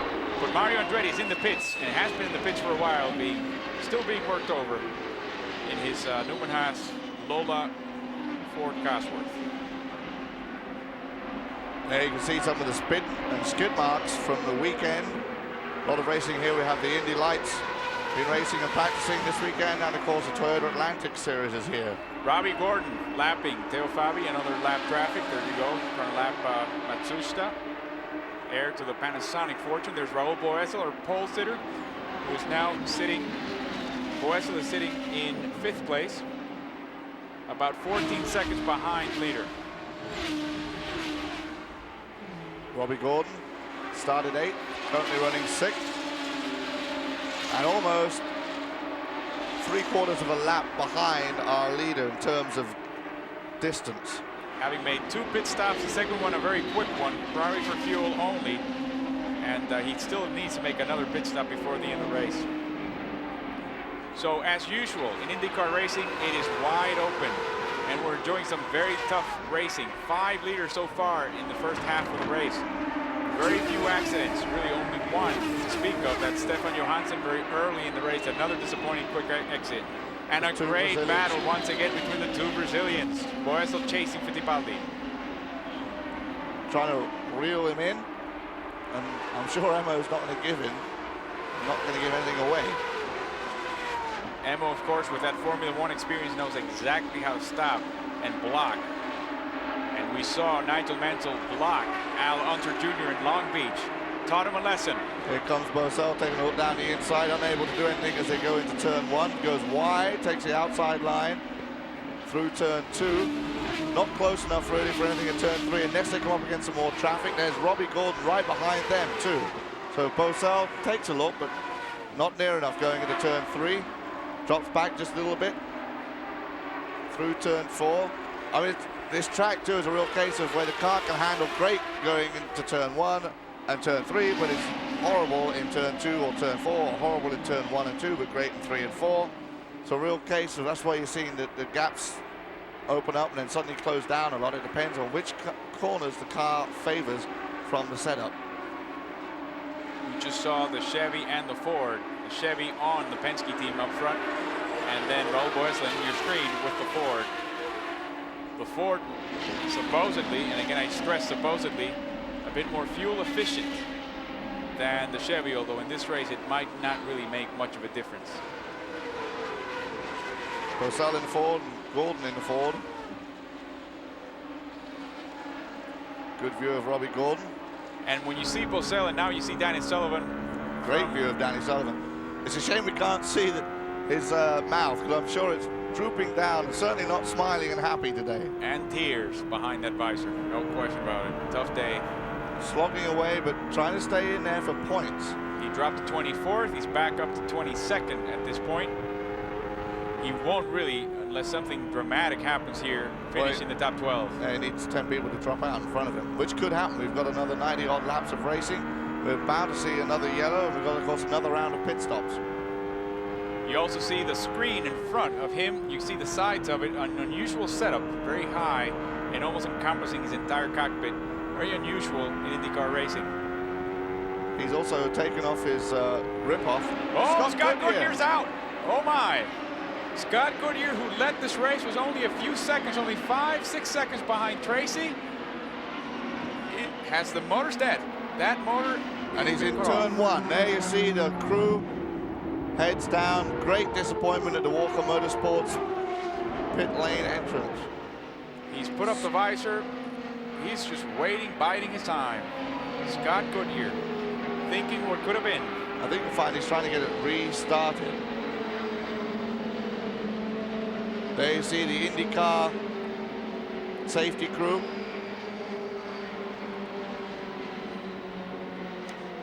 This would be an extremely disappointing situation. Now Let's Danny see. Sullivan only needs 9 more. Here is a look. He pulls down to the inside line. I think he may have brushed the wall. He may have just brushed the wall.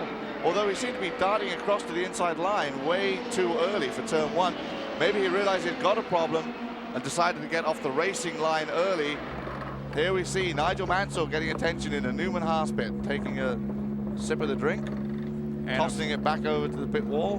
Because we're under yellow, the 4th of this race, and everybody's stopping. There's Teo Fabi. Mansell pops away, moves away very quickly, a very quick stop. His team has done a great job, Guy, in those pit stops. Well, they're very experienced. They've been together as a team, and they're some of the top crew workers there are. Been together for a long time now. Carl Haas and Paul Newman, the team owners, demand the very best of everyone involved in their operation. As we see Scott Goodyear, we'd like to remind you, and we also see Mario Andretti rejoin the race. We remind you that we are here on West Dallas, Wisconsin, the Miller Genuine Draft 200. There goes Mansell off turn 1, as we see Paul Tracy also exit the pits. A little bit of a hesitation there, also making a stop as his teammate Emerson Fittipaldi. This is ESPN International's world broadcast. Over 80 countries are looking at the action here in Milwaukee today.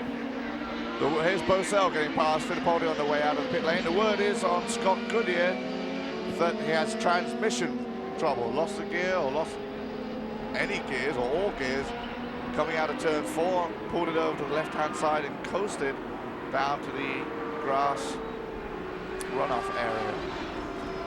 So we're still under yellow. The pace car has taken the field. Now they're dragging off turn 1. You see it now. Scott Goodyear, he gets a hand. He gets a round of applause here in Milwaukee. That's a big disappointment for him.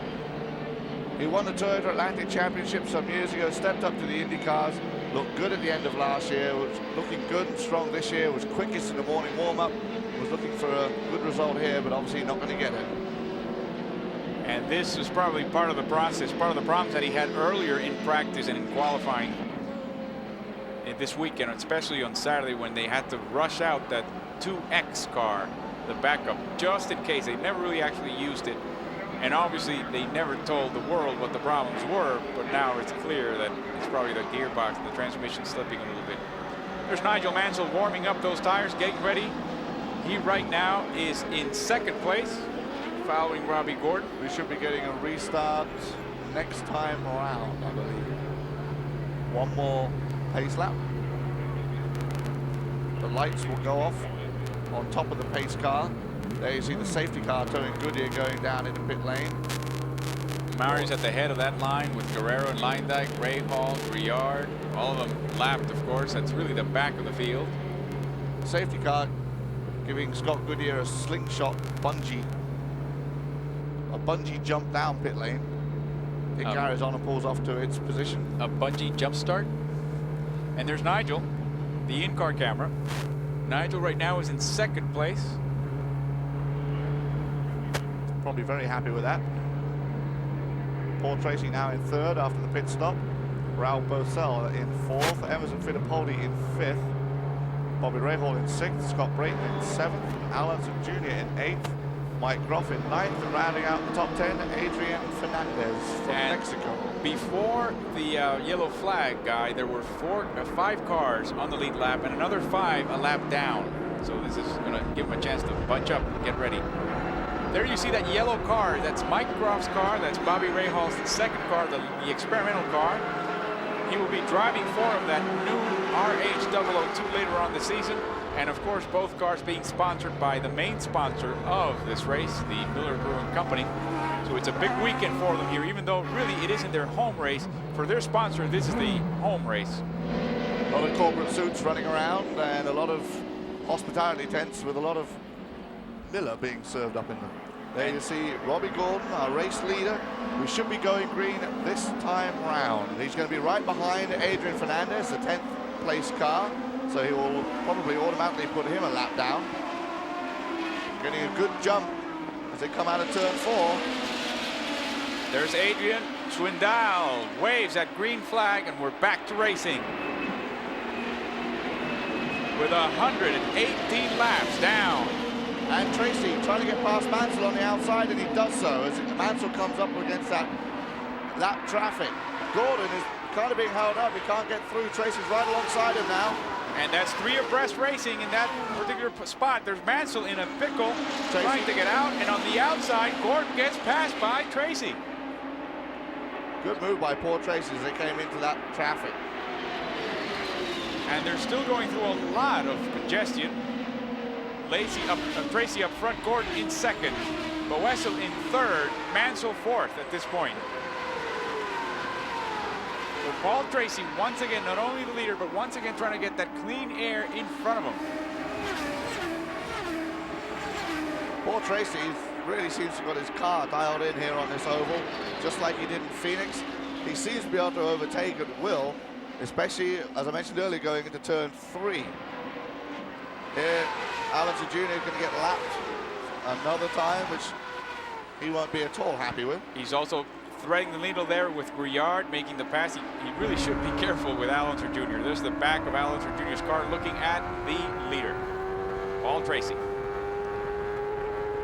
Paul Tracy on the outside making that move. See how close they are. Oh, now he makes the move on the inside. This will be going into 3 again, and once again, he just drives by everybody going into turn 3. He just has a dialed-in car. As you see Alonso Jr. look at Tracy disappear into the horizon. Behind them is Gordon. Behind Gordon, there you see Raul Boesel. I wonder if Nigel is having mechanical problems, handling problems, or whether he just doesn't like driving in this traffic 3 wide on a 20-meter wide circuit. On an oval. Because now Emerson Fittipaldi is right up Alonso, right up behind him. Fittipaldi sticking to the right-hand side, out by the wall. Now he brings it in, underneath the yellow line. Back out against the wall. Well, Fittipaldi has a great setup, and Nigel's right in front of him, so he's having a good race so far. This race. If you listen to the engine there, you can hear where they're flat out, and you'll hear a little bit of a lift as they go into turn 3.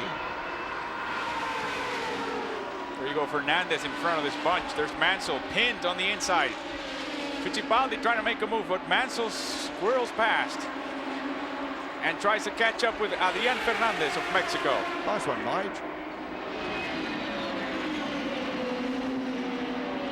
Once again, Nigel Mansell being the center of the media attention here this weekend, along with Emerson Fittipaldi, who's continuing with the Indy 500 celebrations.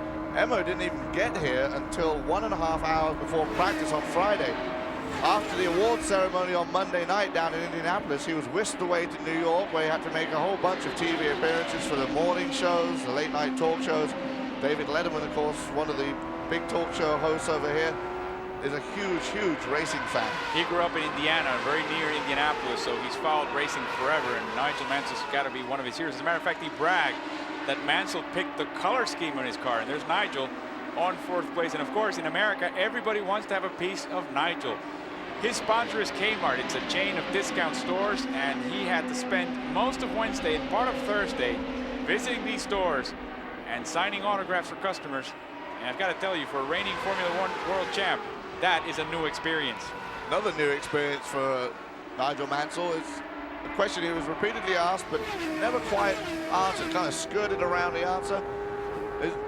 How does it feel, Nigel? Normally be in Monte Carlo, Australia, all over the world, and then now you're in West Allis, Wisconsin, with a purely residential suburb of the city of Milwaukee. Nigel, it's very nice. I like the track. Yes, but what about West Allis? I like the track. Well, you must say that Mansell's racing ability is almost matched by his diplomatic wit.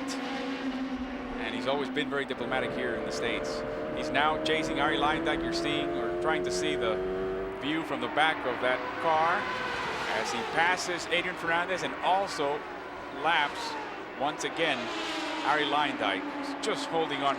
Luyendyk's job at this point is just getting a feel for the track for next year. He's just already working for next year. There's Emo passing Fernandez and about to overtake the lapped Luyendyk.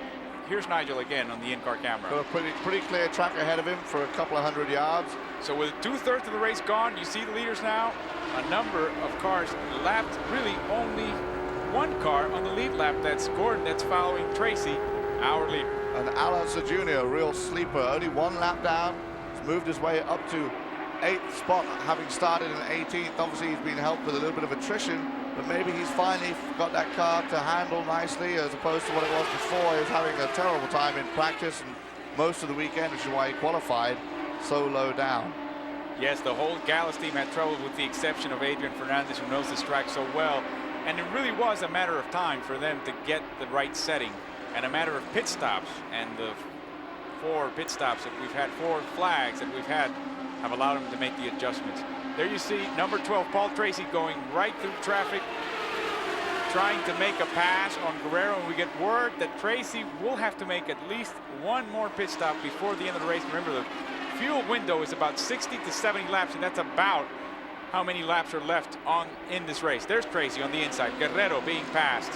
Poor Tracy now going for the extra point for leading the most laps of the race. He's also led the most laps of the year, 232 so far this year. Unfortunately, only once was at the crucial lap, and that was at Long Beach. Nigel Mansell's led 90 laps, of course, winning in Australia. Mario Andretti 112 laps, and he won at Phoenix. Emerson Fittipaldi's won 59 laps, the crucial one being at the Indianapolis 500. Paul Tracy is a man in a hurry. He wants to have a great year. He wants to win a championship. He also wants to win the Indianapolis 500.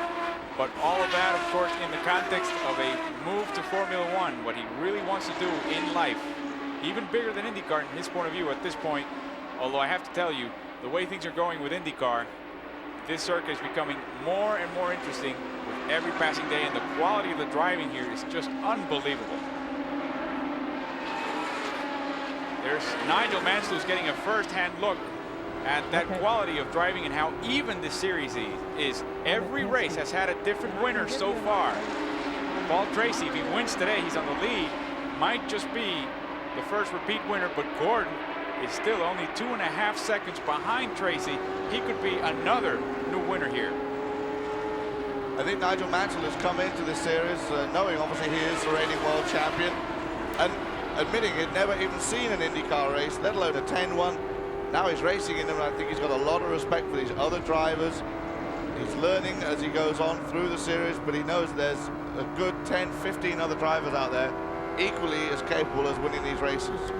There you see Ross Bentley, car number 39, the Canadian, being lapped once again.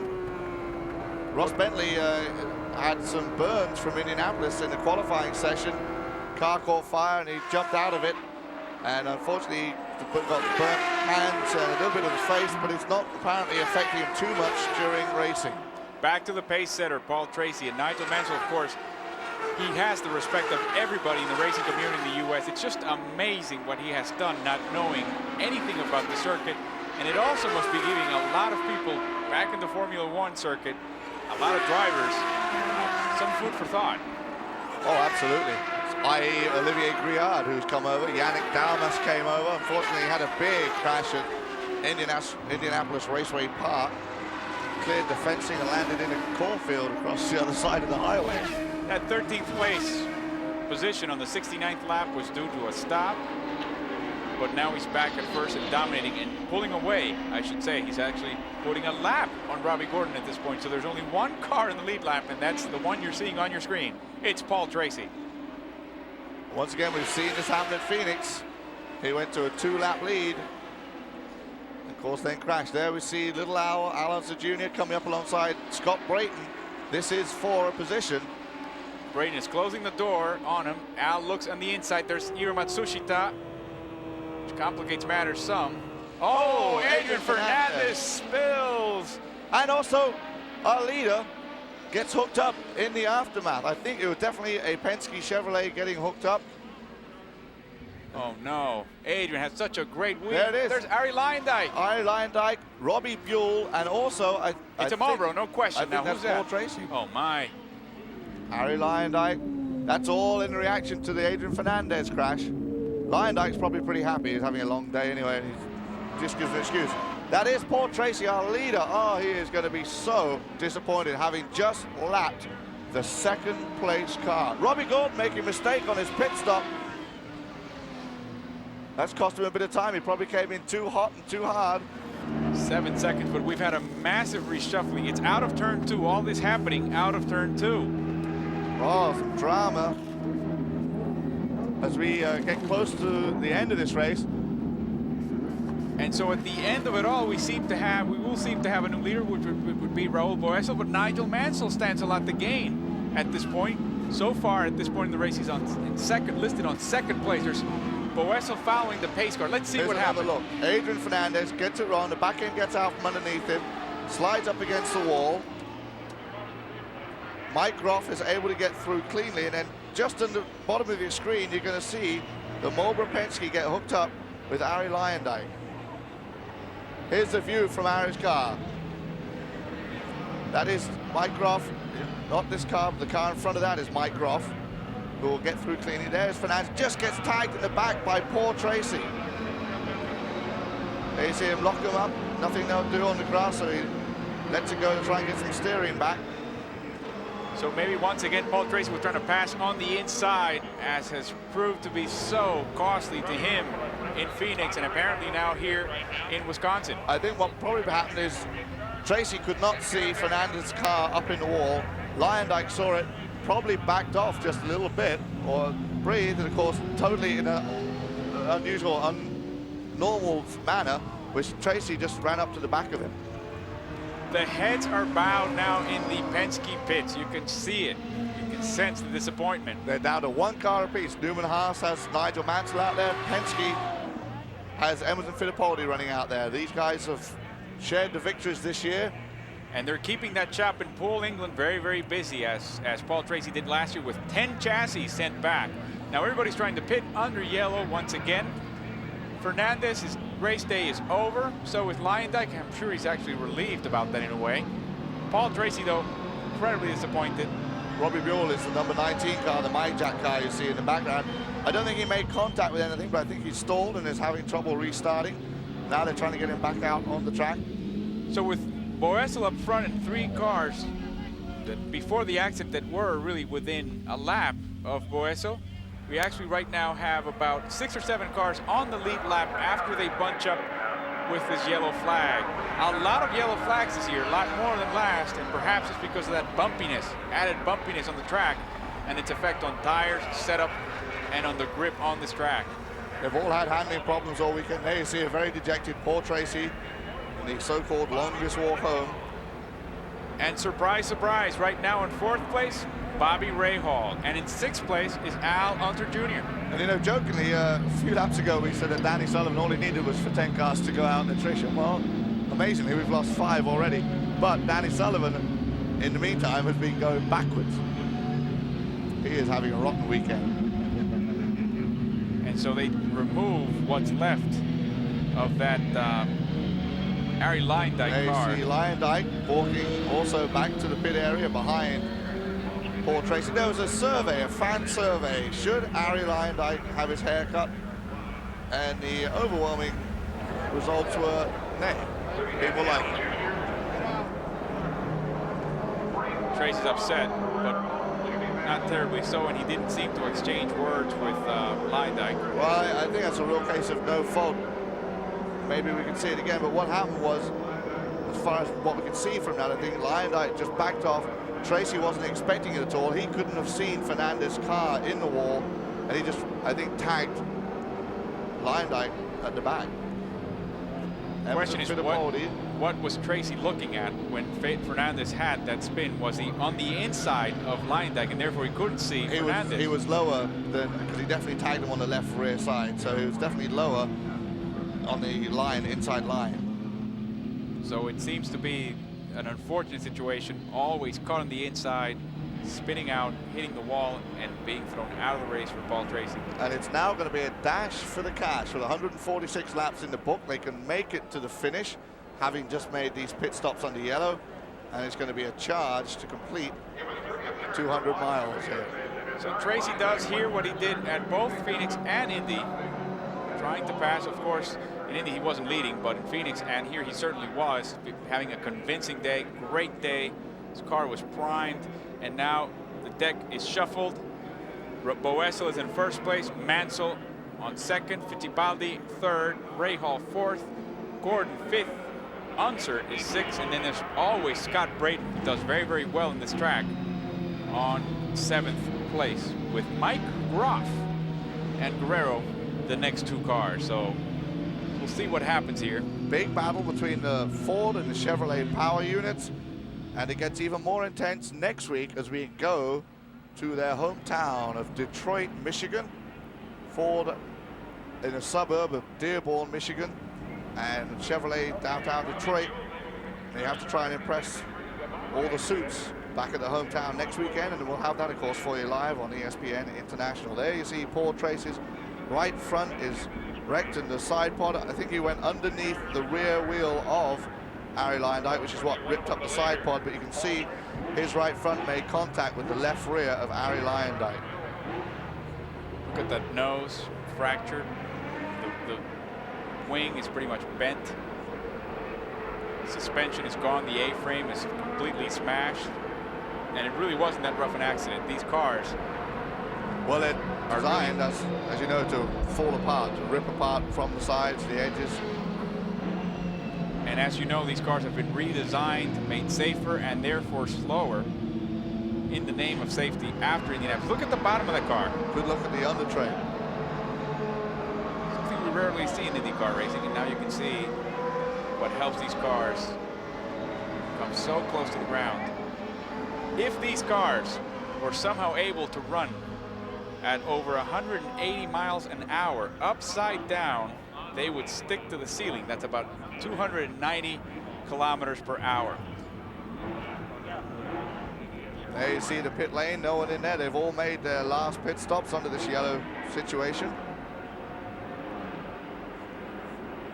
Bosell is leading the pack behind the pace car. Robbie Gordon's about 3 cars back, and Nigel Mansell is right behind him. The pace car picks up the lead car. Anybody else in between the other cars after that, then that's tough. Now let's set the scene here. Bosell came in 4th. He feels wrong by Indianapolis. He really wants to win. He had the pole and the lead, lost it. Can his car come up with the acceleration to keep everybody behind him when he has clean air in front of him? Behind him is Nigel Mansell, who's had to learn the rough way how to restart after a yellow. And he will have behind him the man who passed him in Indianapolis, Fittipaldi, who's an expert at overtaking as yellow turns to green. So this will be exciting. Also, No he's question. starting in traffic. Bosell has a clear track ahead of him. Bosell having a pretty good year this year, finished 8th in Australia, 2nd in Phoenix, although he had a 12th finish at Long Beach, and then was 4th, of course, at the Indianapolis 500. He did very well in Long Beach until the very, very end when his car did not finish, basically finished very in poor shape.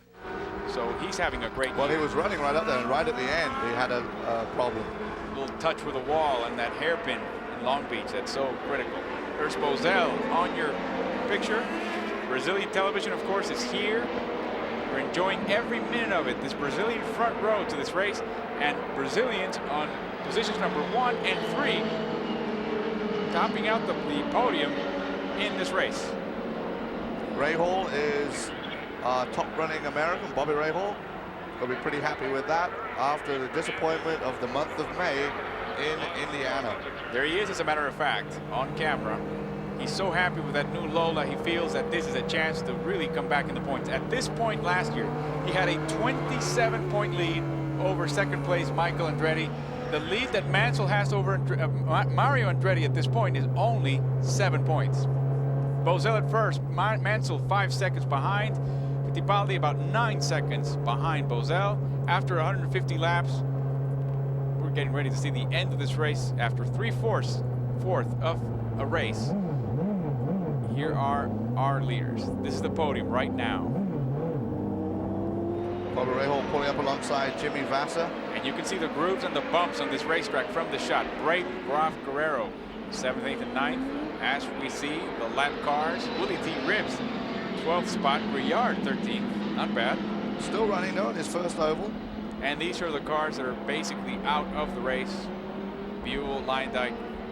Buell did manage to get started again. They towed him around to the pit area, and Robbie Buell is back out on track.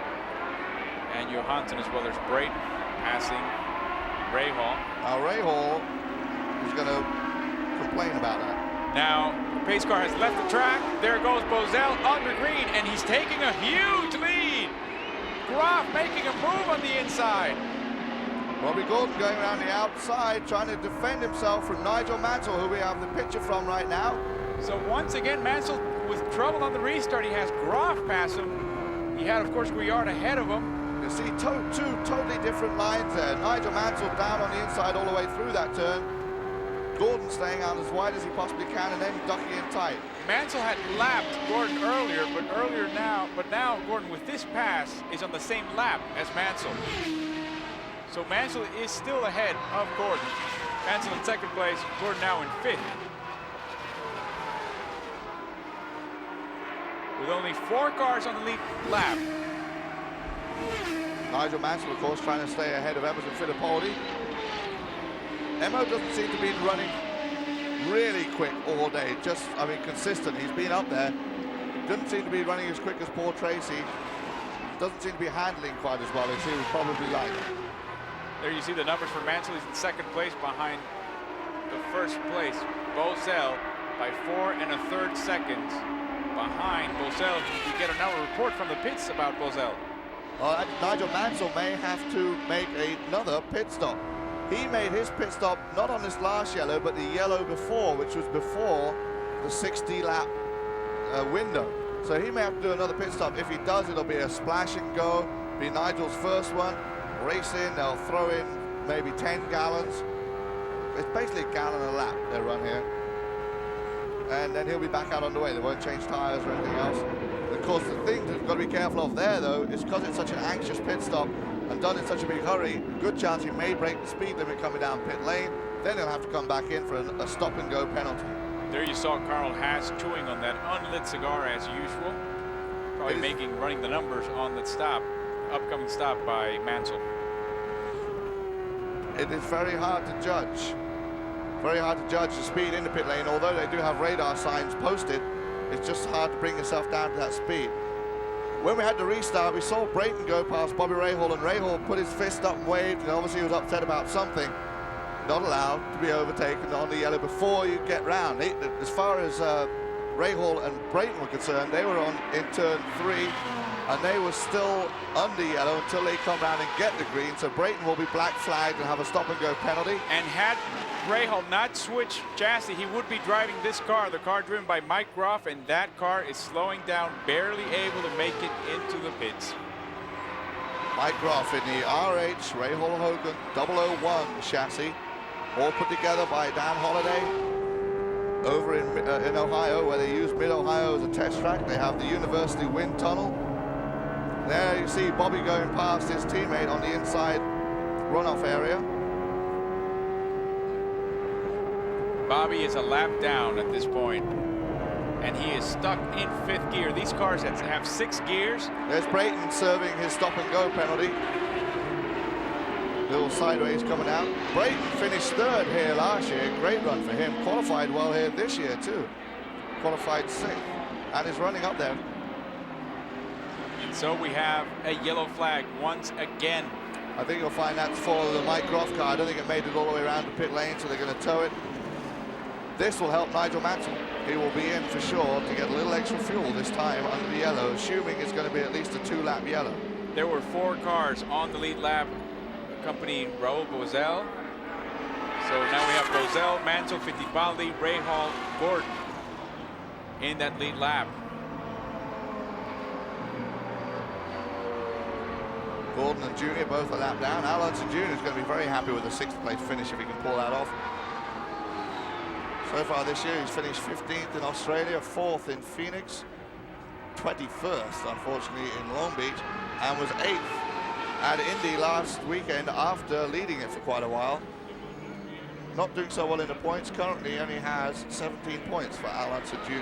Look at the nose in that True Sport, old True Sport RH01, and that wing. Look how high above the ground that is. And that's part of the reason Scott Pruitt was saying this car just can't compete against a Lola chassis with that Chevy V8C package or the Ford Cosworth package with very small motors and very sleek chassis. Nigel Mansell, we're on board his camera in his car, giving us a look. Look at those asphalt patches, those ridges, the bumps, the movement. Must be hurting his back. His back is still not 100%. Over 100 stitches in his back, I believe, following that surgery. And he's had a number of major crashes that have really hurt his vertebrae. It's a very delicate situation. In the U.S., in American football, there were a number of players that were forced to retire because of too many concussions to the spine. And Mansell's had at least 3 in his career. You know what he is most irritated about as far as the surgery to his back? He's been banned from playing golf for at least another month too. And of course we all know that Nigel is a huge golf fan and golf player. with a great handicap. As is Bobby Rahal. Bobby Rahal was playing out here for charity on Thursday afternoon. But he's got no charity right now. He's in 4th place. And he'll be on the lead lap, the last car in the lead lap, trying to keep up with the Bozels, the Mansells, and the Fittipaldis. Only 37 laps remaining in this event. I'm surprised Nigel has not come in, because we had a report that he was maybe going to be short on fuel. Now they're coming off turn 4. The green flag waves. We're back into racing. Clear track for Raul Bozell, which you'll love. Only 37 laps to go in this 200-lap race. Each lap a mile, 1,600 meters. And approximately 25 seconds. They're running some very quick times for racing conditions. On board with Nigel Mansell, who we understand is stuck in 5th gear, which could be the reason he's not making that pit stop, because if he's stuck in 5th, he's going to have an awful time getting back out of pit lane. And you remember, now you know he's low in fuel, you remember the end of Australia. Did he finish, and then maybe about 100 meters after that, his car was bone dry, no fuel, no methanol whatsoever. He had to be dragged back to pit lane. As far as being on the track, being stuck in 5th gear is not a problem. They don't change gear, they just back off a little bit in turn 1, and you'll hear him back off as they go into turn 3, just a little bit. And 5th and 6th gears are right basically there, the backs same. off, and now back on the power again in turn 4. Through the exit and flat all the way down this 402-meter straightaway. But never too close to that wall, that outside wall. He has a lot of respect after Phoenix. See him go under that yellow line. And here you can hear him back off as we go in. But not for long. 3 seconds behind Bozell is Nigel Mansell. And Fittipaldi's gaining on him. Fittipaldi's only about 2 seconds behind Nigel. There's Bozell, our front runner. Can't seem to shake those 2 veterans, those 2 Formula One champs. In the case of Bozell, 2-time Indianapolis 500 winner. This to be a fantastic boost to the Raul Bozell, Dick Simon Racing team. And Bozell is about a turn away from catching lapped traffic. This is going to make this race very, very interesting. In about 5 or 6 laps, all these 3 cars on the lead will be very, very close to each other, fighting it out with the rest of the lap cars. Rahal now is a lap down.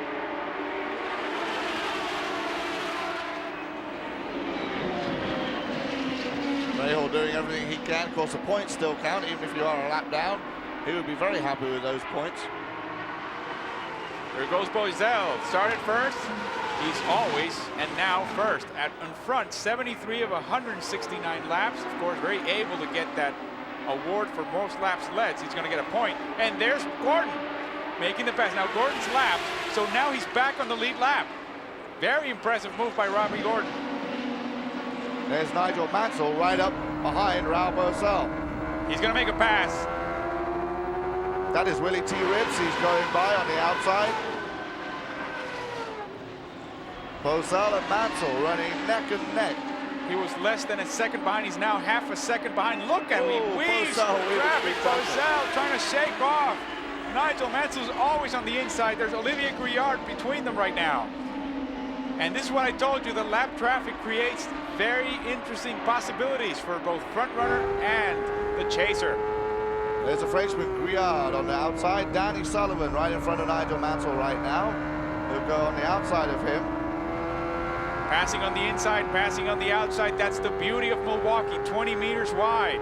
That's 3 passing lanes. That's the whole point of having the car set up right so you can overtake on both sides, drive any line, therefore be quick all the way around.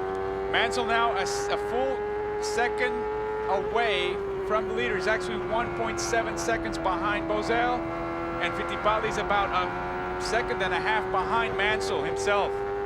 So Mansell at least is not being hounded by Fittipaldi. As we follow Bozell, you can hear the engine of Nigel Mansell in the background. Now Bozell is catching up and passing Mario Andretti, who's lapped. Andretti, of course, had that problem in the pits with the springs. He's basically gone from contention.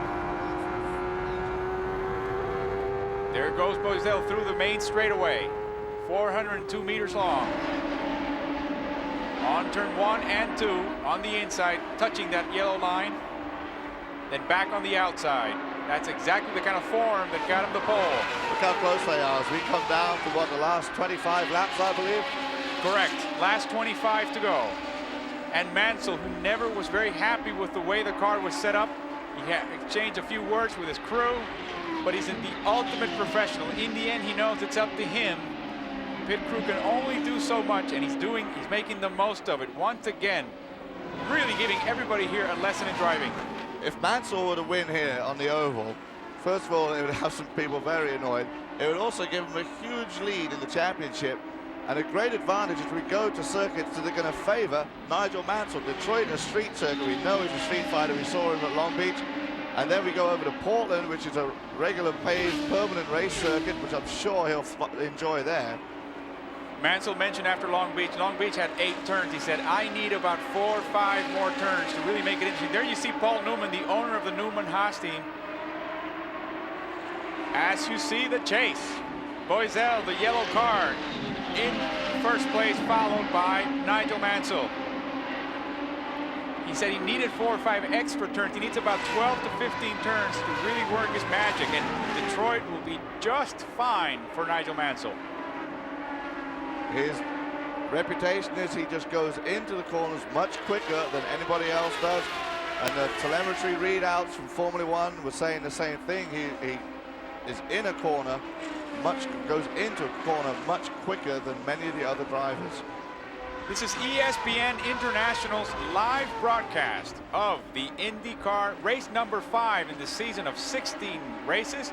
This is the Milwaukee Mile in West Allis, Wisconsin, in the upper Midwest. Alvaro Martin and Guy Hobbs with you, giving you all the action. And what a bunch of action happening today. 5 yellow flags, a number of interesting pit stops, more accidents than usual. This track is a lot bumpier and irregular than we saw before, and a lot of leadership changes, and you just couldn't ask for any better racing than what we've seen. And now they're coming back again, catching up to lap traffic. This is going to be Mansell's opportunity. 2/3 of a second behind. Boiselle making a move on the outside. Racing in general in the Indy Championship has become much more aggressive since Nigel Mansell made the move over here. We're seeing a lot more blocking than we ever used to see, and a lot more moving chicane action. And he makes a move. He makes a move on the inside and takes first place at 181 laps. And now he's trying to pass Al Unser Jr. That was a great move. Totally took Raul Boesel by surprise. I mean, he knew it was there and coming, but it didn't expect that move from that kind of distance. And that sort of overtaking was what Nigel Mansell fell victim to before. He's apparently learned that lesson too. What a move. Can he go the distance is the big question. There was talk of whether he's got enough fuel. We had a second yellow, which may have helped him.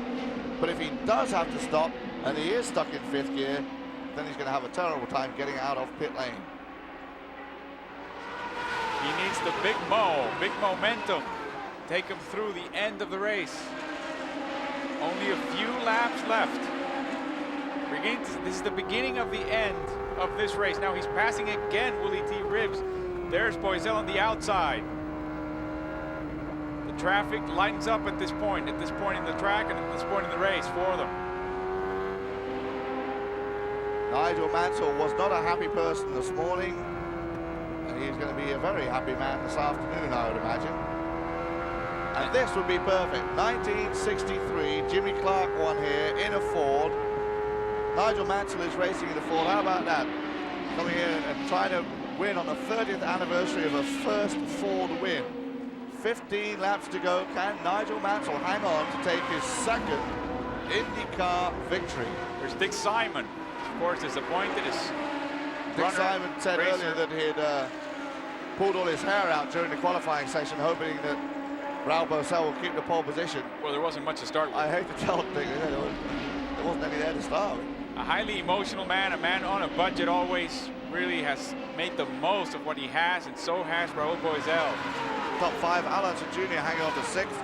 Scott Brayton is 7th, Guerrero is 8th, Jimmy Vasser is 9th, and Teo Fabi, who you see right there, is currently running 10th. Big So far lap by Nigel Mansell. And so far, Guy, no slippage problems, no loosening of the car and the suspension.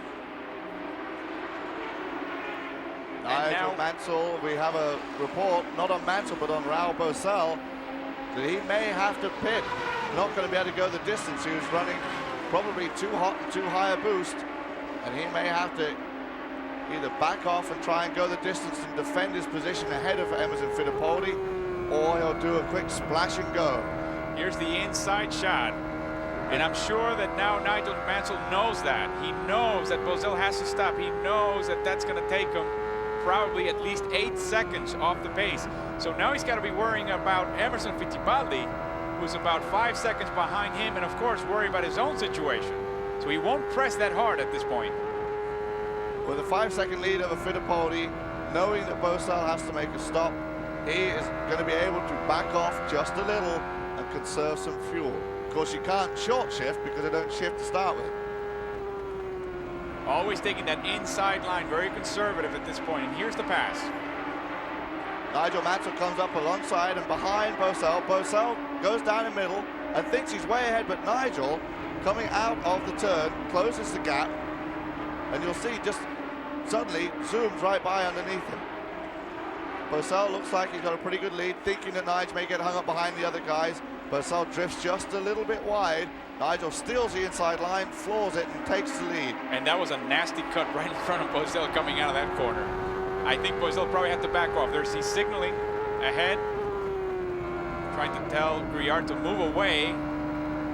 To make room, I'm coming through. Just step aside or don't turn in at this point. I'm coming underneath you. He was pointing at the flag match, Vidal. He wants the blue and yellow. That tells the driver to move on. Move aside. Of course, coming out of turn 4, getting into that straightaway, catching up to his teammate who's very much lapped. Mario Andretti, some 24 laps down. Yeah, he's just running now, possibly for points and also for research and development. And he could also probably work nicely as a blocker. He's doing that right now with Boesel behind him. Boesel is blocked by Grouillard and Andretti. On the outside, he's forced to take the outside. Grouillard blocks him. And Boesel has to move all the way out. Fittipaldi closing up on Raul Boesel too. That's right. Fittipaldi knows when to make a move, and he's doing it right now. He's about 3.5 seconds behind Mansell. Only 6 laps to go. And Robbie Gordon is Robbie off. Gordon. With 6 laps to go, yellow flag. I don't think we'll go green again. This will save Raul Boesel from making the pit stop. We may. They'll have to tow the car in, which will take about 2 laps. Watch Robbie Gordon toss the helmet, or at least something, or kick the car. Kick the tire. I wouldn't want to be near Robbie right now. There you go. Robbie. Now that's Robbie Gordon. Now we can make the positive ID. He jumps over the wall. Very young, very much. I think he, what he's hinting at there is that he made a mistake. And certainly did. If he had, and he it's a stupid would have mistake. kicked it even harder. So Mansell now has an opportunity, but what is he going to do in that stuck 5th gear? If that is true, that's an unconfirmed report that he is stuck in 5th. We've seen, and here we see Newman and Haas conferring, so maybe there is a problem there. And we've seen Nigel Mansell on the restart of Indy last week and was suckered basically by Emerson Fittipaldi. Except that I'm just saying. There you see Dick Simon, that is the team owner of the Raul Boesel team. It's going to take at least 2 laps to get this car in, so we may have 2 or 3 green laps to finish this race. Nigel Mansell heads the field. We have completed 196 laps. Running down our top 10, it is Nigel Mansell, followed by Raul Boesel, Emerson Fittipaldi in 3rd, Bobby Rahal is 4th, Alonso Jr. is 5th, Scott Brayton 6th, Roberto Guerrero is 7th, Robbie Gordon now drops down to 8th, Jimmy Vasser is 9th, and Teo Fabi rounds out the top 10. So Unser Jr. is in 5th, and Rahal is in 4th, as you can see on your screen. Gordon, of course, out of this race, and you see the rest of the field, as we've just told you, after 196 laps. Make that 197. There'll be one more lap on the yellow, so that means a frantic restart with Boisel. And there you see in the background that Marlboro car, Emerson Fittipaldi. Can he do it again? It's a lot tougher now. There's a lot more traffic in the mids. Also, Danny Sullivan is in between Boisel and Nigel Mansell. And Boisel has to wait till he comes around before he can overtake Danny Sullivan. We may see now Nigel can disappear. Sullivan's going to be obviously not stuck in fifth. Sullivan's going to be in the way for Raul Boisel. Boisel now gets by him. The pace car leaves the track. See, he may be penalized for that. And there's a green. Boisel, and here we go, Boisel making a move on the outside. Chasing Mansell, he can't shake him off. Now Mansell puts a little bit of distance between them. Raul Boisel doing well on that restart. I'm not sure if he's going to get penalized for that or not, though. Nigel Mansell obviously not stuck in fifth gear. The crowd of 60,000 on its feet. This is the end of the race. And possibly the first oval win for Nigel Mansell. I don't think Raul Boisel is able to do anything about it. He had a good run, and now he's dropped back as we come round to complete lap 200. There's the white flag coming in. Nigel Mansell comes across the finish line with the checkered flag. Arm up in the air. He is very happy with that. Raul Boisel finishing second. What a race for Nigel Mansell. Obviously helped by the absence of a few good drivers scrapped in the scrap heap of the Milwaukee Mile history. But Boisel, another great race, a pole and a second place. And in third, there's Emerson Fittipaldi with another podium. But all eyes are on Nigel Mansell. First oval win. He can get rid of that question hanging over him. Can he win in ovals? Well, he's answered it quite beautifully, quite fine today. Nigel Mansell now leads the championship with 70 points. Following him is Emerson Fittipaldi with 51 points. And in third position in the championship will be Raul Boisel, who will now have 51 points too, tied with Emerson Fittipaldi. They go to Detroit next week. We'll have that live for you on ESPN International. So congratulations to Nigel Mansell and the Newman Haas team. And we're going to say goodbye from Milwaukee. We'll see you next week in Detroit at 3 p.m. on Sunday. That's New York time. So for Guy Hobbs, this is Alvaro Martin. Thanks for being with us, and congratulations to Nigel Mansell on his win on the oval in Milwaukee.